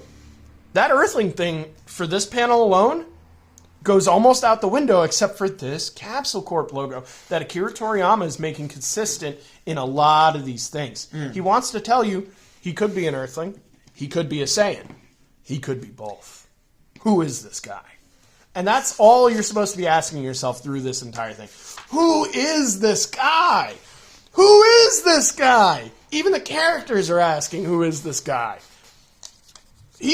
Frieza's the only one who doesn't care who this guy is, if anything. He's going to go and try and blow him up. This is not going to work. All right. Yeah. and that was clear from the first panel that Chris was talking about, where we were viewing Frieza and King Cold through Trunks' legs. He had the upper hand. He had the higher ground. He was Obi-Wan Kenobi. This is awesome stuff. Me and Chris were talking about this way earlier today. I think that the guy who makes Naruto probably saw this pretty early in life and wanted to incorporate this as much as possible. Akira Toriyama doesn't actually incorporate this much after this particular chapter, I'd say. We don't see this move very often. And this character grows a lot from this first appearance. And he's only in a portion of the manga and anime. So he might be actually moving away from this movement, and the reason for that might even be it's really complicated. He might have hated trying to draw this, but it looks really cool. Look at these giant shots. Giant. Yeah. Giant. Giant, giant, giant, giant. Walk. Chaps them directly in half. And you don't need to see the blade going anywhere because these speed lines do it all. Talking about just what's been published in Jump, and as what this was being published, this is one of the craziest subversions Toriyama will ever do. Because Toriyama has been trying to make you believe that this arc is going to be about Frieza again. He has been building up this return of Frieza for these last 5 chapters probably were published around this point. And in one instant, Trunks completely changes the direction of the story. We now have no idea what's going to happen. This character has such a big impact, not only because he does this, but he just completely changes the direction the story is going in an instant. And I could agree with Chris on that one, because even without reading the stuff that comes prior to what's in Shonen Jump, the first couple chapters is that if this is definitely all of the Z fighters freaking out, Frieza's going to land on Earth. And so they all go and collect themselves, and they come over here, and this is what they end up seeing. Definitely not what they were expecting at all. Another strong panel. Yeah, great. I feel like I've seen this panel in different mangas with different characters. Like, I feel like I've seen Otomo do something like this. I feel like I've seen YuYu Hakusho do something like this. And what a final kill he does to Frieza. He really kills him. He wrecks him. He absolutely wrecks him. After what he pulled on Namek, he wants you to make sure this guy is dead. And I'm not even sure that he has the whole story of what happened on Namek either. I'm not saying Frieza does. I'm saying, like... No, Trunks. This character, rather, Weekly Wednesday Warriors. As an audience, though, we've seen Frieza be mutilated. Not like this, though. Right. If you've read the Dragon Ball manga outside of Shonen Jump, you've seen Frieza be mutilated. Well, you have to also understand, in the context of regular Shonen Jump, we would know all this. Everything I'm saying. I didn't know any of this as a 9-year-old. And that's the viewpoint I'm trying to take. This is from a fairly untainted viewpoint. What would I think of when I first saw this? What would the reader first be thinking of when they first saw this? They had no background. And basically, that's just that this whole thing is awesome. From the character designs to the paneling to, you can see why people wanted to emulate this stuff more than anything. Yeah. Yeah, this story speaks for itself. And I'm sure a good portion of the Weekly Wednesday Warriors here are very familiar with this, if not all of them. And the anime does a great job of this whole area, too. Yeah, this is one of the most corrected portions of the anime. All the good staff is on this portion. They knew what they had here. They really highlighted this shit. I didn't realize that he takes this thing away with just his hand on the blade. Oh, yeah, because he's holding it from here. No, I know, but I didn't realize that that's how he took it out of his hands. He's just like sliding this thing out of King Cold. I'm sure King Cold's really showing King Cold in the last moments that this sword did not mean anything. He really was that much better than him. Yeah. Z fighters are shocked. King Cold is dead. King Cold is super dead. King Cold's ship is dead. Powers down. Sup, guys? Come join me. Like, what? What? This was absurd. Vegeta's got the audience reaction right here. Like, what? How? I don't understand. Like, I thought I was the only Saiyan. And he's the perfect character to give us this reaction. For sure.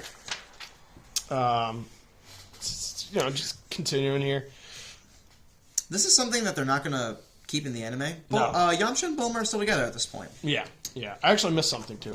I wanted to say that Yeah. This page, for some reason, reminded me of Daniel Warren Johnson again. Okay. I think it's mostly this. Boom. Yeah.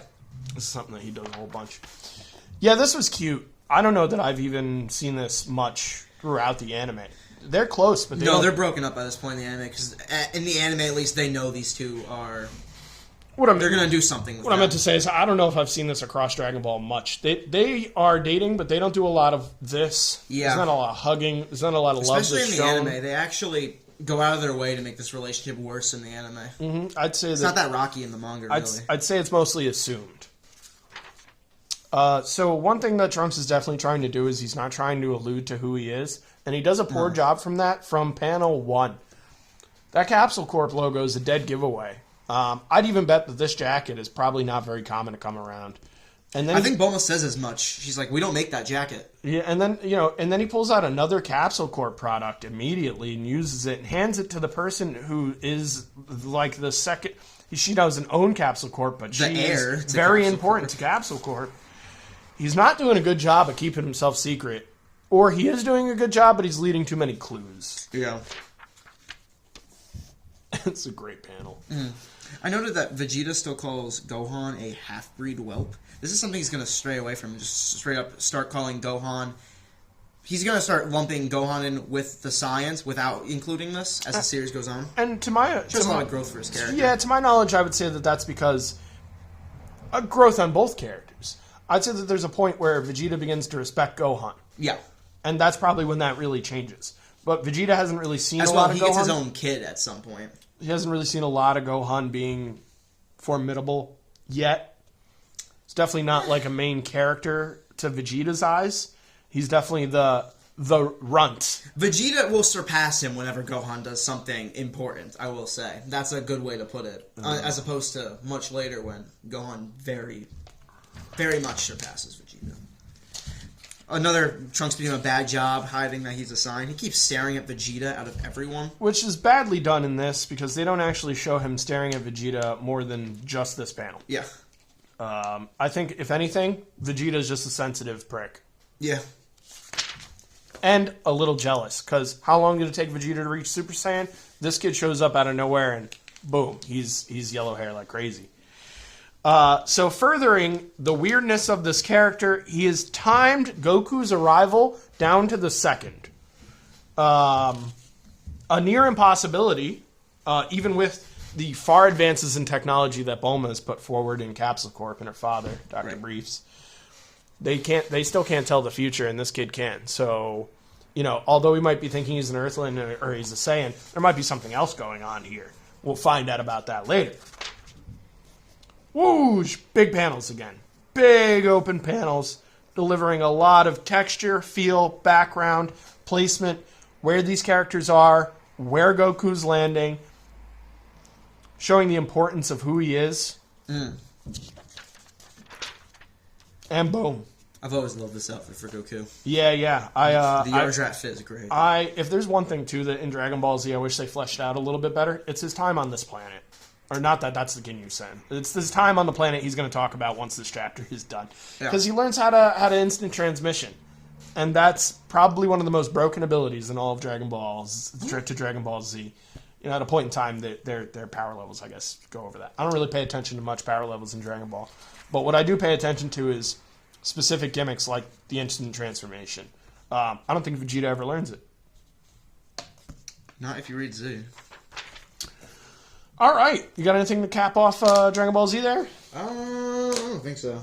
All right, this is where I'm apparently taking the reins. Chris doesn't have a lot of background on Yu-Gi-Oh!, whereas I'm filled with background on Yu-Gi-Oh! I liked it more than I thought. I'm glad to hear that. So, my first note on this... It's very different. Right. Going into Yu-Gi-Oh!, I know the card game. This is not about the card game at all. My first note is this ain't your grandpappy's Yu-Gi-Oh, kids. This is not a kid's manga at all. This is almost a horror manga. And I want to point out, this is the last manga in Shonen Jump. And the reason that they do this is they want you to read all the stuff leading into this. The carrot on the stick. They're hoping that people won't just jump to Dragon Ball and Yu-Gi-Oh! A lot of people did just jump to Dragon Ball and Yu-Gi-Oh! It is what it is. So, in this, I'm not going to try and summarize this too much, but you do got to understand, they're not playing card games even close to card games. They're not doing anything card game relative. Yu-Gi-Oh! May be a card game, but it doesn't come until way later in this manga. This is going to be like this for quite a few issues. This is basically a horror manga where there's this kid who maybe has a demon inside of him that got put there by this Millennium Puzzle that he solved that his grandfather got from Egypt. So we're digging deep into mythology, deep into gods, deep into like demon lore even. And in each of these stories, Yugi gets, or one of his friends gets messed with. Very distinct art style comparing it to everything else. Yeah. And I like... I wouldn't say that these panels are as readable as some of the stuff that we've read so far. No, they're really... Unlike everything else in Jump, which is being highlighted for its quality, this is being highlighted for its popularity. And content. Yeah. I would say that this is even closer to American comics, too, because earlier I was saying the mangas that we've seen so far, and Dragon Ball is another good example, it's panel after panel of second after second. You don't miss a beat. Here you got, this is the puzzle. Here you got them walking the street. Here you got some eyes. Here you got them talking. They could be halfway down their journey here. If this were Naruto, we would probably see the entirety of this walk. But here, we don't need to see the entirety of this walk. This is Yu-Gi-Oh! They're at school. Boom. You got to read between the lines here a little bit. And that's going to keep happening throughout this manga here. So we get introduced. I'm not going to summarize this thing. Kid bullies Yugi. Yugi tries to prevent Joey from getting involved. And I guess I should mention that they call him Jonochi. I'm going to end up calling him Joey. I'm used to the American version here. Same with Taya, same with Yugi, same with Tristan. They all have different Japanese names. I'm not going to use them. This is definitely the bad dude in this particular chapter. And as soon as he sees Jonochi or Joey get hit by this bad dude, boom! Like Demon Etrigan coming out of nowhere. And note that there's no sign. He doesn't shout Yu-Gi-Oh! Like he does in the anime or whatever. It's an instant transformation thing. It's meant to be seamless, too. Some of the characters pick up on his vocal tone, on the way he handles situations when he does turn here, but it takes a while before anybody actually accuses him of being a different person under this. So the trick of what this character is now doing, Yugi's alternate form, is he's going to play a little game. He's like the dude in Saw. He wants to put you through this terrible game that's going to capture you and probably either maim you, hurt you, kill you, trap you, or destroy your brain, and rot you away. Something terribly, terribly evil. This little kid. Also, I don't know if these little things ever pop up again. I'm surprised that those are there. Later in Yu-Gi-Oh! This gets revealed. Not necessarily this, but this item. There's a Millennium item that looks just like this. Oh. So they play a little game, and Yugi cheats, because Yugi always cheats. And this goes on and on and on. This is an opinion that I'm putting down here. There's no proof that Yugi cheats. But if you go and read into these things, Yugi never loses a game. You got to assume a couple things. So he doesn't... The way he cheats here is what we'll call soft cheating in modern card games. He doesn't explain the rules right. So he's not really cheating as much as he's not explaining that you can roll a 7... by splitting the die somehow. Which, how do you ever held a D6? You can't cut that thing in half easily, especially not just throwing them on the ground or throwing them at other people. And here it does split in half. Yugi cut this die in advance. He is cheating. He then goes and ruins this guy's vision for the rest of his life. The guy can't see anything but pixelated dudes for the rest of his existence.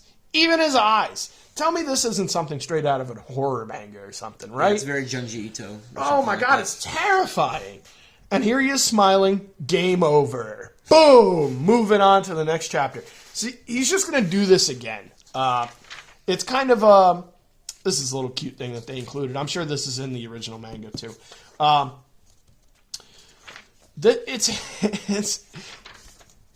It's horrible, man. It's horrible. He keeps choosing people that don't deserve this, maybe, and he ruins their lives forever and ever. Some of it's kind of fun, too, especially like they're describing this character and what he wants out of Yugi. It's very humorous. But he ends up trapping Yugi into this situation. And I should pour over this art, I think, a little bit more, too. This is actually what I thought was in YuYu Hakusho. It's actually over here. Huh. These are solid character designs, and it seems like Kazuki Takahashi is going for some really simple characters. Good silhouettes. So that he can do things like silhouettes and get across an image pretty well, and he can do some simple work on faces and still be able to get the images across really well. Again, this reminds me of American comics more than anything that we've seen so far. Just because we're not doing weird textures. We're doing zipatone and stuff, but it's not overboard. It's mostly foreshadowing on characters. Not a lot of background stuff. They're not developing like a big culture or a big town that we're living in, or even like pirate lore. These are kids. They're in a school. Yugi's possessed. Continuing on. There's this kid. is to sell some tickets. Yugi helps him sell some tickets. It's a tickets to this guy's karaoke. Yugi ends up being the only kid in the karaoke. The guy ends up threatening Yugi, and that doesn't fly well. He threatens him by showing him that he beat up the other kid that Yugi was trying to help. And shoom! Again, one of those transitions, and we got what I'm calling, for now, it's going to change, Devil Yugi. This particular hairstyle shows up a bunch in Yu-Gi-Oh! Too. I think Akira Toriyama likes actually drawing this like obnoxious pompadour thing going on. So they play a game. The game is you can't make any noise. You make a noise, you lose. And nobody says anything about how or what happens when you lose. The guy just doesn't turn down the game because he's one of those bully types that's supposed to be like, yeah, I'm tough, I'm going to do this. And of course he loses, just like every other issue of this for Going Far. This is a lot like Sailor Moon. It's a lot like the Power Rangers or just Zoo Ranger or any of those kinds of things. This was like a Monster of the Week kind of manga. You knew what was going to happen at the end of this manga. You knew Yugi was going to put down some rules, lay down some horrible thing on somebody at the end of this manga. But it's about how he gets there, and it's about the art in between, and it's about what really brings out this character in Yugi. And it's always the evil components. He never pulls it out to do anything like beat a friendly guy in a game. It's always to seriously punish the other person, the bullies. Some more fun stuff.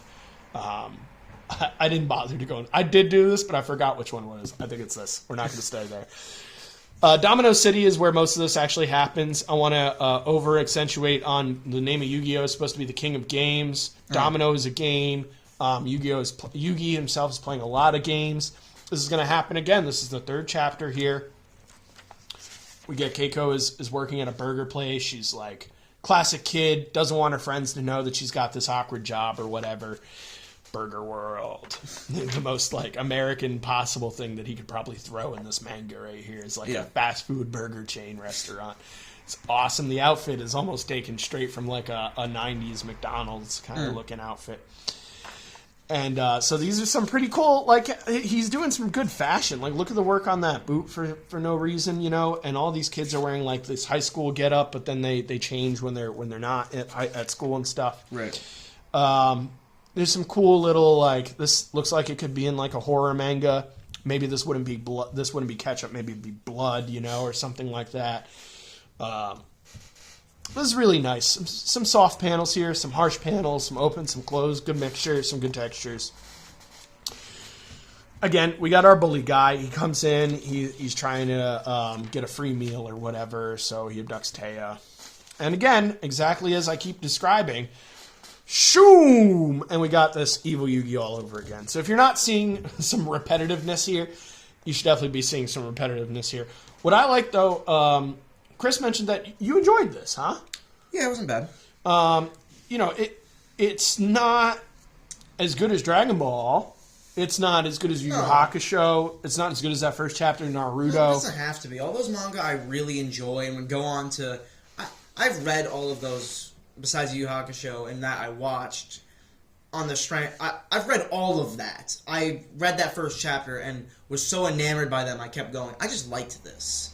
Right. I would say I loved all the beginnings for everything else in this volume. Right. This was just nice. So what this feels like Concept to me, is good.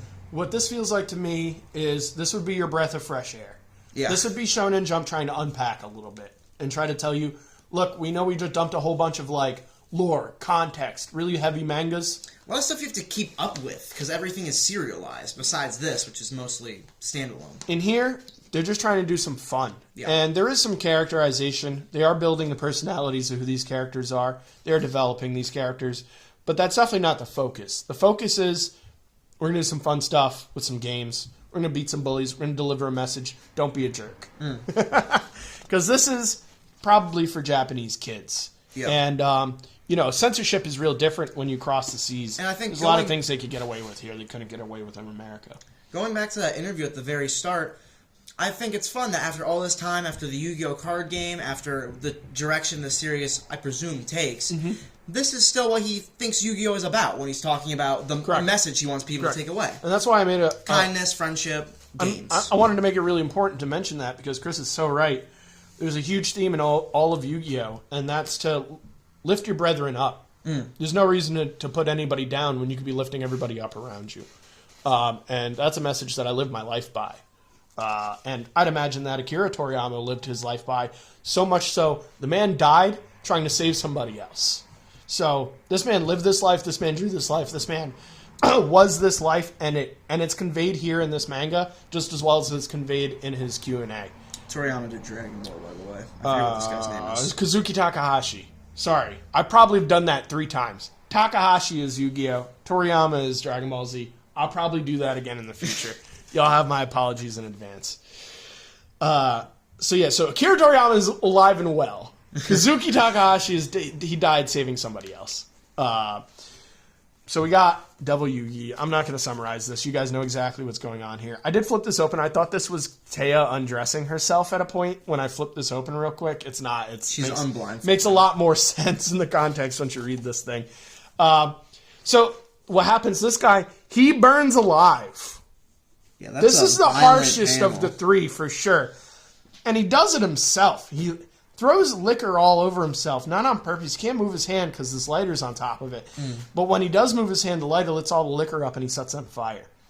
What I find funny about this specifically is that's all, folks. We don't know if he dies. We won't know in the future. When this chapter opens up, it's going to open up like just the other chapters. It's going to be Yugi and a friend, and they're talking about something, doing whatever they do. I don't even know that we go back to Burger World at all to see Teo, which we don't need to. We've developed that character here in that regard. This dude is dead. Moving right along here. Page 312s. Hieroglyphics. This is super weird, right? Like, this is a Japanese book being brought to being brought to America. What does this belong here, right? And it's to really pour on that, again, what places has Takahashi visited? 3 American cities and Egypt. Right. So if that, again, is not clear by the manga that we just went through, the American influences and the Egyptian background and the mythology, here's a little bit more to pour it on. And they show you how to, this is not legit hieroglyphics here, but I do believe that they did the research on how to pronunciate these things in Old Latin and stuff like that. This is a pretty cool little thing. There's a lot of education in this book. Have you noticed that? Yeah. And I think that's because we are bringing a whole new genre of stuff over to an audience who's never seen anything like it. And so it's, in a way, it's kind of their job to make an effort to teach American kids these lessons about overseas cultures, up to and including Egypt. Yeah. Here's another ad for Yu-Gi-Oh! They're pouring it on thick. This set was sweet. I played Yu-Gi-Oh! Around this time. Here's another ad for Yu-Gi-Oh! And then this is an article about Yu-Gi-Oh! And then another ad for Yu-Gi-Oh! My only note on this page was they made a point. They're trying to teach you how the Duelist King tournament actually went down. All these promos were given out to players and stuff, so that was pretty cool. I have a few of these still. And one of the things that they mention in here is there's no arguments or threats allowed. You know who you are, is what they say in here. And this is POW Card Games and Comics. The owner reporting, this is still a problem in card games every day. I have people that come into the shop and will argue until they're blue in the face or dead. It's unbelievable. Nobody understands that they're supposed to have fun playing this. It's over-competitive people for the most part. And a lot of that was dissuading a lot of people from playing this card game, in fact. The Duelist League was a lot of fun, though. This was it wasn't a tournament setting. You would show up with your deck, you would play against the other people in the league, and then they would reward you with promo cards for just playing the games. Happened at KB Toys and Toys R Us's and stuff like that. So, this is if that was page 315, this is page 316, and this book says that there is 324 pages. I could have sworn that there was a page count on the front of these. In the future, there will be. Shonen Jump loves doing page counts.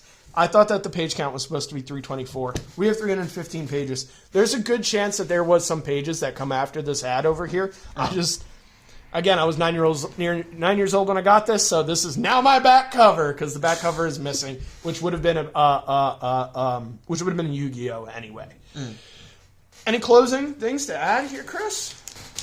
Strong lineup from the beginning. They have every manga that was popular in Japan at the time. For sure. And a bunch that had just gone away. They're missing Pokemon. And Digimon. And notably, out of the big three, Bleach isn't here yet. It will be. Yet? But we're not. I think they're saving it, because even with Naruto, they're kind of staggering that start, just so they have stuff to premiere. And I'd also like to mention Saint Seiya and Knights of the Zodiac are two pretty big animes that they've actually already made it overseas over here. Specifically, one of those, I think it's Knights of the Zodiac, was serialized around the same time as the early Gundam and the Voltron, and so there was some level of anime over in America already, but it wasn't necessarily shonens. It was more mech centered, I'd say, or suit centered, or there was a gimmick in it, you know. So these were really refreshing and an amazing introduction to the culture that is Japanese manga. And if you think about how anime culture has gone in America, these are still everyone's introduction. Outside of this magazine, these are the things people recommend to you to start. Yeah, usually. Naruto, Dragon Ball, YuYu Hakusho even. Not so much Yu-Gi-Oh! Probably. This is something that I think... Yu-Gi-Oh! Evolves. Oh, there's the count. 328 pages. I'm missing 13 pages here. Weekly Wednesday Warriors. I apologize. I'm sure it was half more Yu-Gi-Oh! Stuff, more lessons about overseas culture and things of that nature. But, we hit the big stuff. Interview with Kazuki Takahashi. I guess my ending statement here is going to be pretty close to Chris's. This is what you want. I bought this. I was 9 years old. I didn't buy this. My mom bought this for me. On simply me going, hey mom, I would love this stuff. Would you please buy this for me? And I didn't know I was going to love this stuff. I had no idea. I saw Yu-Gi-Oh! I was like, this is cool. I like Yu-Gi-Oh! And I bought it. I'm 29. This is 20 years later. This is the 20th anniversary of Shonen Jump in America. We're doing this because I still love this stuff. And Chris over here also loves this stuff. This is stuff that we're going to keep reading. We're going to read over and over, probably across our lives. This is never going to go anywhere. We have a deep appreciation for these things, same as we have a deep appreciation for American comics. It's all comics. It's all good stuff. There's next to no complaints that we made in the entirety of this book over here. And that's going to keep going for issues and issues and issues. It's probably not going to start... We probably won't complain at all until a good year into Shonen Jump. Speaking of a year into Shonen Jump, there's another episode coming. But y'all have to wait until March. So I hope y'all enjoy the weekly Wednesday Warriors that we put up. But here's the next issue, March 2003. We'll be doing in March 2023, 20 years after the release of this magazine. And here's our front cover. This is the first card that they throw into Shonen Jump. We're not going to get into this, but I just want to make it, apparent. I should peel this off of here before we do this. I just want to make it apparent that we are super excited to get to this one. Shaman King's first appearance. This card is going to be super cool, even though it's not in it. I'm going to talk about it. New manga, interview with Oda. So Chris is going to be stoked to read that, man. Who knows what information we're going to take from this. Stay tuned. Follow, like, subscribe, share it with your friends. Thanks for watching. See you next month. See you next month.